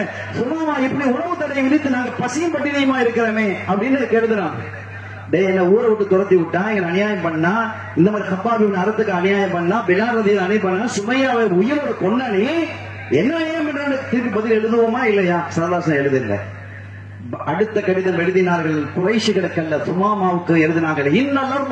சுமாமா, இந்த பூமி அல்லாஹ்வுக்குரியது, உணவு தடை விதிப்பதற்கோ தண்ணீர் தடை யாருக்கும் உரிமை இல்லை என்றார்கள் ஸல்லல்லாஹு அலைஹி வஸல்லம். என்ன கருணை நபி! இந்த மாதிரி சட்டங்கள் எங்க இருக்கு? ஆந்திரால இருந்து காவேரி தண்ணி தர மாட்டேங்கிறான், கேரளால இருந்து தண்ணி தர மாட்டேங்கிறான், இல்ல அண்டை நாடா சண்டை போட்ட நாடா ஒரே நாட்டுக்குள்ள தண்ணி தர்றதுக்கு பெரிய பிரச்சனை. ஆனால் எதிரிகளுக்கு உணவை கொடுங்கள் என்றார்கள் ஸல்லல்லாஹு அலைஹி வஸல்லம். உணவு தடை விதிக்க கூடாதுங்க. பலஸ்தீனில் உணவு தடையை விதித்து இந்த யூதர்கள் எத்தனை அட்டகாசங்கள் செய்து கொண்டிருக்கிறார்கள். அல்லாஹ் அவர்களுடைய தலையிலே லானத்தை இறக்குவானாக. அந்த குழந்தைகளை அல்லாஹ் பாதுகாப்பானாக. அல்லாஹ் சோதிக்கிறான் என்றால் அதற்கு ஒரு காரணம் இருக்கும். ஒருபோதும் அல்லாஹ்வின் மீது கோபம் கொள்ளக்கூடாது, அல்லாஹ்வின் மீது தப்பபிப்பிராயம் வரக்கூடாது. ஆனா இந்த அப்தி பி, என்னுடைய அடியான் என்னை பற்றி எப்படி நினைக்கிறானோ அவனிடத்துல நான் அப்படி இருப்பேன் என்கிறான். அல்லாஹ் எனக்கு சொர்க்கத்தை தருவான், நமக்கெல்லாம் சுகமா கிடைக்காது. இதுக்கு விளக்கம் எழுதினார்கள் முஃபஸ்ஸிரீன்கள், முஹத்திதீன்கள். எனவே இப்படிப்பட்ட அற்புதமான வாழ்வியல் சட்டங்கள் பிறந்த இடம்தான் இந்த மஸ்ஜித். எனவே இத்தகைய அற்புதமான மஸ்ஜிதை இந்த ஒரு எளியவன் எனக்கு திறந்து வைக்கக்கூடிய ஒரு பாக்கியம் கிடைச்சதுங்கிறத நான் உண்மையிலே நான் நினைச்சும் பார்க்கல. இது அல்லாஹ்வுக்கு நான் ஷுக்ர் செய்கிறேன். அல்லாஹ் தஆலா நம்முடைய இந்த பணியை புரிந்து கொள்வானாக. அல்லாஹ்வுக்கு நிறைந்த ஷுக்ர் செய்வோமாக. குறிப்பாக இதை கட்டி கொடுத்தவர்கள், இதுக்கு நிலம் கொடுத்தவங்க நம்ம எல்லாரையும் விட கூடுதலாக ஷுக்ர் செய்யணும். வேற எதுக்கோ செலவு செய்யாமல் அல்லாஹ்வினுடைய அந்த இல்லத்தை எழுப்புவதற்கு அல்லாஹ் தௌஃபீக் செஞ்சுக்கிறான் பாருங்க. அது ஒரு பெரிய பாக்கியம் இல்லையா? நாளை ஆகிரத்தில் அவர்களுக்கு எவ்வளவு பெரிய சந்தோஷத்தையும் மனநிறைவையும் அவர்களுக்கும் அவருடைய சந்ததிகளுக்கும் அல்லாஹ் கொடுப்பான். எனவே அவர்களும் கூடுதல் அல்லாஹ்வுக்கு ஷுக்ர் செய்ய வேண்டும். நாம் எல்லோரும் இணைந்து அல்லாஹ்வுக்கு ஷுக்ர் செய்வோமாக, நன்றி செலுத்துவோமாக. அல்ஹம்துலில்லாஹ் வ ஷுக்ருலில்லாஹ் என்ற அந்த நன்றி வார்த்தைகளோடு என்னுடைய வார்த்தைகளை நிறைவுபடுத்துகிறேன். எல்லாம் வல்ல அல்லாஹ்வின் அருளையும் ஸல்லல்லாஹு அலைஹி வஸல்லம் அவர்களுடைய ஷஃபாஅத்தையும் பெறுவோமாக. வாய்ப்பளித்தமைக்கு நன்றி. வ ஆகிரு தஅவானா அல்ஹம்துலில்லாஹி ரப்பில் ஆலமீன். வஸ்ஸலாமு அலைக்கும் வரஹ்மத்துல்லாஹி வபரகாத்துஹு.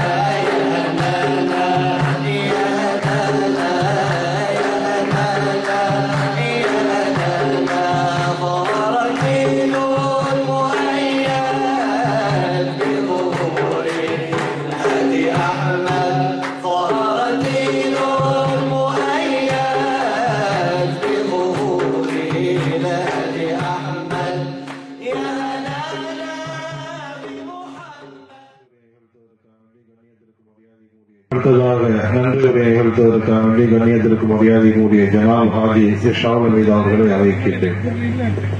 அஸ்ஸலாமு அலைக்கும் வரஹ்மத்துல்லாஹி வபரகாத்துஹு. அல்ஹம்துலில்லாஹ். அல்லாஹ்வின் பெரிய உபகாரம் அல்லாஹ் சுப்ஹானஹு வ தஆலா இந்த மஸ்ஜித் அப்துல்லாவை வெளியே திறப்பதற்கு பெரும் உபகாரம் செஞ்சான். அதுக்காக முதல்ல நம்ம அல்லாஹ் தஆலாவுக்கு அதிகமாக நன்றி செலுத்தணும். அல்ஹம்துலில்லாஹ். எல்லாரும் சொல்லுங்க அல்ஹம்துலில்லாஹ். இல்லைன்னா எவ்வளவு சிரமம் ஏற்பட்டிருக்கும். 2 நாளா மழை இல்லாம அல்லாஹ் தஆலா மஸ்ஜிதை சிறப்பாக்கி விட்டாங்க. அதுக்கு அல்லாஹ் தஆலாவுக்கு அதிகமாக நன்றி செலுத்த கடமைப்பட்டிருக்கோம். கண்ணியமிக்க பெரியவர்களே, இந்த மஸ்ஜிதுக்கு நமது பெரிய பெரிய இமாம் அவர்களுக்கும் நன்றி தெரிவித்துக் கொள்கிறேன். மேலும் சிறப்பு அழைப்பாளராக வந்த ஜாகீர் ஹுசைன் அவர்களுக்கும் நன்றியை தெரிவித்துக் கொள்கிறேன்.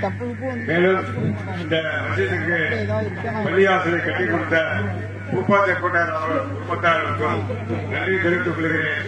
மேலும் இந்த பள்ளியை அழகான முறையில் கட்டித்தந்த ஜாகீர் அவர்களுக்கும் அவங்க எவ்வளவு சிறப்பட்டாங்க, பள்ளியை எவ்வளவு உருவாக்கத்துக்கு எவ்வளவு முயற்சி செஞ்சு அழகான முறையில் அல்லாஹ் இல்லத்தை நிறைவேற்றிட்டாங்க. அவங்களுக்கு நம்ம அதிகமாக நன்றி செலுத்த கடன்பட்டிருக்கோம். சிறப்பு அழைப்பாளராக வந்த நமது மௌலானா அல்ஹாஜ் ஹாஃபிஸ் முகமது அப்துல் காதிர் அவங்க அழகான முறையில் சிறப்புகளை சொன்னாங்க. நம்ம அதை விளைவிக்கணும். அல்லாத பள்ளி எதுக்காக கட்டப்பட்டது, அல்லாத பள்ளியை சிறப்பாக்கணும், ஆபாதியாக்கணும். பள்ளிவாச கட்டி கொடுக்குறாங்க. அதுல ஒரு விஷயம் இல்லை, பள்ளியை எவ்வளவு கொண்டு ஆபாதியாக்கணுமோ அந்த ஆபாதி தான் அல்லா பள்ளி கட்டி கொடுத்தவங்களுக்கும் இடம் கொடுத்தவங்களுக்கு அந்த நன்மை சேரும். அதனால எல்லா மக்களும் என்ன செய்யறாங்க, பெரிய சொன்னாங்க பள்ளியை ஆபாதியாக்கணும், பள்ளியில மக்கள் நடக்கணும்னு சொன்னாங்க. அந்த விஷயங்கள் எல்லாம் கருத்துல கொண்டு என்ன செய்யணும், நம்ம இங்குள்ள மகளாக்கள் வாசிகள் அதுக்காக முயற்சி செய்யணும். எல்லாம் அல்லா தாலா இந்த இந்து எனக்கு வாழ்த்து கொடுத்த அனைவருக்கும் நன்றி தெரிவித்து இங்க வந்திருந்த பெரியார்களுக்கும் சகோதரர்களுக்கும் மாற்றுமத நண்பர்களுக்கும் நன்றியை தெரிவித்துக் கொண்டு இந்த விரைவில் அஸ்ஸலாமு அலைக்கும் வரஹ்மத்துல்லாஹி வபரகாத்துஹு.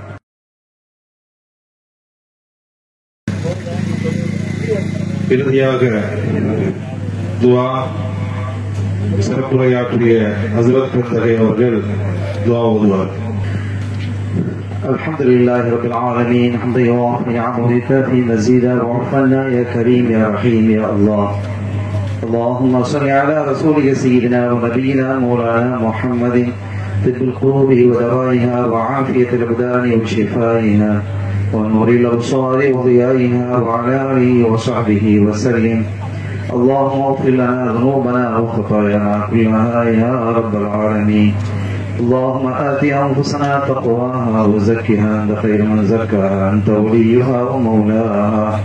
اللهم عشنا وجبرنا واهدنا لصالح الأعمال والأخلاق إنه لا يهدي لصالحها ولا يصرف سيئها إلا أنت. اللهم إنا نسألك الجنة ونعيمها وما يقربنا إليها من قول أو فعل أو عمل ونعوذ بك من النار وما يقربنا إليها من قول أو فعل أو عمل.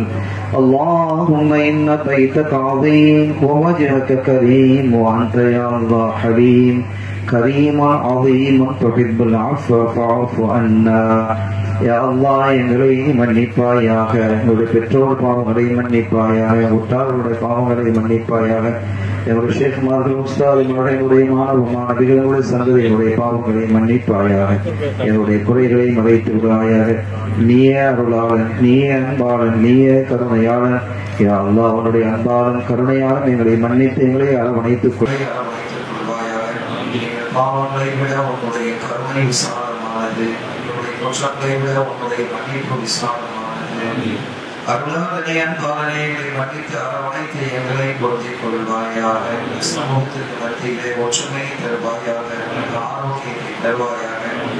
யா அல்லாஹ் எங்களுடைய உரிமைகளை இந்த நாட்டிலும் உலகத்திலும் வளரக்கூடிய முஸ்லிம்கள் அவர்கள் தங்களுடைய உரிமைகளை முழுமையாக பெறுவதற்கு நீ அவர்கள் பாதிப்பாயாக. எங்களுடைய இதயங்களுக்கு மத்தியிலே இலக்கத்தையும் அன்பையும் பிரியத்தையும் பாசத்தையும் தருவாயாக. எல்லா விதமான கொடிய நோய்களை விட்டங்களை பாதுகாப்பாயாக. எதிரிகளினுடைய சரி திட்டங்களை விட்டங்களை பாதுகாப்பாயாக. எங்களுடைய எண்ணங்களை ஒன்றுபடுத்துவாயாக. எங்களுடைய வாழ்க்கையை சீர்படுத்துவாயாக. எங்களிலே குடும்பங்களுக்கு மத்தியிலே ஐக்கியத்தையும் அன்பையும் தருவாயாக. யாரெல்லாம் நல்லடியார்கள் கூடத்திலே எங்களை சேர்த்து வைப்பாயாக. கருணையாளனே அன்பாளனே இந்த புனிதமான மஜ்லிஸை நீ கபூல் செய்வாயாக. நாங்கள் இதிலே தெரிந்தோ தெரியாமலோ அறியதோ அறியாமலோ ஏதாவது தவறுகள் நிகழ்த்தியிருந்தால் உன்னுடைய பெருங்கருணையால் எங்களை மன்னித்து அருள் பாலிப்பாயாக. இந்த மஸ்ஜிதிலே மதரசாக்களும் சிறப்பான முறையிலே நடப்பதற்கு நீ அருள் பாலிப்பாயாக. இங்கே எல்லா மக்கள் முறையை தந்து தொடுவதோடு எளிமை கற்கக்கூடிய ஒரு சூழலையும் அழகான ஒரு சூழலையும் ஏற்படுத்தி தருவாயாக. இதை சுற்றி இருக்கக்கூடிய மக்களுக்கு இந்த மஸ்ஜிதின் மேலே ஒரு ஈர்ப்பை ஏற்படுத்துவாயாக. எங்களை நீ கண்ணியப்படுத்துவாயாக. இந்த மஸ்ஜிதை எழுப்புவதற்கு உதவி புரிந்தவர்கள், துணை நின்றவர்கள், இதற்காக பாடுபட்டவர்கள், ஆலோசனை சொன்னவர்கள் யாவரையும் உன்னுடைய பொறுத்திருந்தால் நீ அரவணைத்துக் கொள்வாயாக. உன்னுடைய கருணை விசாலமானது, உன்னுடைய அன்பு விசாலமானது. என்னுடைய வாழ்வில் இறுதி பகுதி அழகானதாக ஆக்கி வைப்பாயாக. வாழ்க்கையை நாம் நிறைவுபடுத்தும் போது லா இலாஹ இல்லல்லாஹ் முஹம்மது ரசூலுல்லாஹ் என்ற கலிமாவை உதவுடனே மொழிந்து மரணிக்கக்கூடியவர்களாக்கி வைப்பாயாக. இப்போதை வீடை விட்டு எங்களை பாதுகாப்பாயாக. புதிய வருடை விட்டு பாதுகாப்பாயாக. சங்கரானை விட்டு எங்கள் வேலை விட்டு பாதுகாப்பாயாக. அவருடைய அல்லாவை விட்டு பாதுகாப்பாயாக. மறுமையில் ஏற்படக்கூடிய அமளித்த மொழிகளை விட்டு பாதுகாப்பாயாக. கடுமையான கேள்விகளை விட்டு எங்களை பாதுகாப்பாயாக. எங்கள் கண்மை நாயகம் ஸல்லல்லாஹு அலைஹி வஸல்லம் ஷஃபாத்தை பெற்றவர்களாக அவருடைய திருக்கரத்தால் ஹவுதுல் கௌதர் நீரக்கூடிய பாக்கியத்தை தருவாயாக. யா அல்லாஹ், சோழலோகத்திலே எங்களை உன்னுடைய பெயரால் நுழைவிப்பாயாக. எங்கள் மக்களை கண்குளிர்ச்சியான மக்களாக சந்ததிகளாக ஆக்கி வைப்பாயாக. அறிவும் ஆற்றலும் ஒழுக்கமும் பண்பும் மிக்கவர்களாக யா அல்லாஹ் எங்களுடைய இந்த சமூகத்தை எங்களுடைய சந்ததிகளை நீ ஆக்கி அருள் வாழிப்பாயாக. ஈர்வக சௌபாகியங்களையும் தந்த அருள் வாழிப்பாயாக. யா அல்லாஹ், உன்னிடத்திலிருந்து அருளையும் பொருளையும் எங்களுக்கு வழங்குவாயாக. வலிமையான சமுதாயமாக யா அல்லாஹ் இதை நீ உறுதிப்படுத்துவாயாக. யா அல்லாஹ், இந்த நாட்டிலே எங்களுக்கான எல்லா உரிமைகளையும் நாங்கள் முறையோடு பெறுவதற்கு நீ அவர்கள் வாழிப்பாயாக. எங்களுக்கான தெளிவான நீதியை தருவாயாக. நாங்கள் இழந்த மஸ்ஜிதுகளை மீட்டி தருவாயாக. மதரசாக்களை மீட்டி தருவாயாக. நாங்கள் இழந்திருக்கக்கூடிய சொத்துக்களை மீட்டி தருவாயாக. சொத்துக்களை நீ பாதுகாப்பாயாக. எங்களுடைய குற்றத்தால் பாவத்தால் எங்களை எதிரிகள் சிதறடித்து விடாமல் எங்களை நீ பாதுகாப்பாயாக. முஸ்லிம்களுக்கு மோமியங்களுக்கு உதவி செய்வது என் மீது கடமை என்று சொன்னாங்க வாக்கை யா அல்லாஹ் இந்த சமயத்திலே நிறைவேற்றி அருள் வாய்ப்பாயாக. இந்த ஒன்று கூடுதலை நீ ஏற்றுக்கொள்வாயாக. இங்கே வந்திருக்கக்கூடிய எல்லோருக்கும் நீ அருள் வாய்ப்பாயாக. ரப்பனா ஆத்தினா ஃபித் துன்யா ஹஸனத்தன் வ ஃபில் ஆখিরাতি ஹஸனத்தன் வ கினா அஸாபன்னார். எல்லாவற்றிற்கு மேலாக உன்னுடைய திருலிகாயில் அற்புதமான காட்சியை காணக்கூடிய மகத்தான பாக்கியத்தை எங்களுக்கும் எங்களுடைய சந்ததிகளுக்கும் யா அல்லாஹ் ஏற்படுத்தி தருவாயாக. ரப்பனா اغفر لنا ولوالدينا ولمشايخنا ولأساتذتنا ولأحبابنا ولجيراننا ولمن أوصانا بالدعاء. ربنا رب ارحمهما كما ربياني صغيرا. وصلى الله تعالى وسلم على خير خلقه ونور عرشه ومظهر كفره ومخزن كنزه سيدنا ونبينا مولانا وحبيبنا وشفينا وهادينا وربنا ومرشدنا وقرة أعيننا وثبت فؤادنا محمد صلى الله عليه وسلم وعلى آله وأصحابه وأزواجه وذرياته وأهل بيته الطيبين الطاهرين آمين. سبحان ربك رب العزة عما يصفون. سلام على المرسلين والحمد لله رب العالمين. صلى الله على محمد صلى الله عليه وسلم. صلى الله على محمد صلى الله عليه وسلم. صلى الله على محمد يا ربي صلي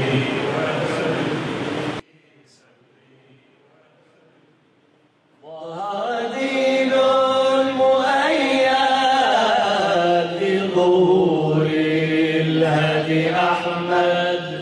يا هنانا بمحمد ذلك الفضل من الله.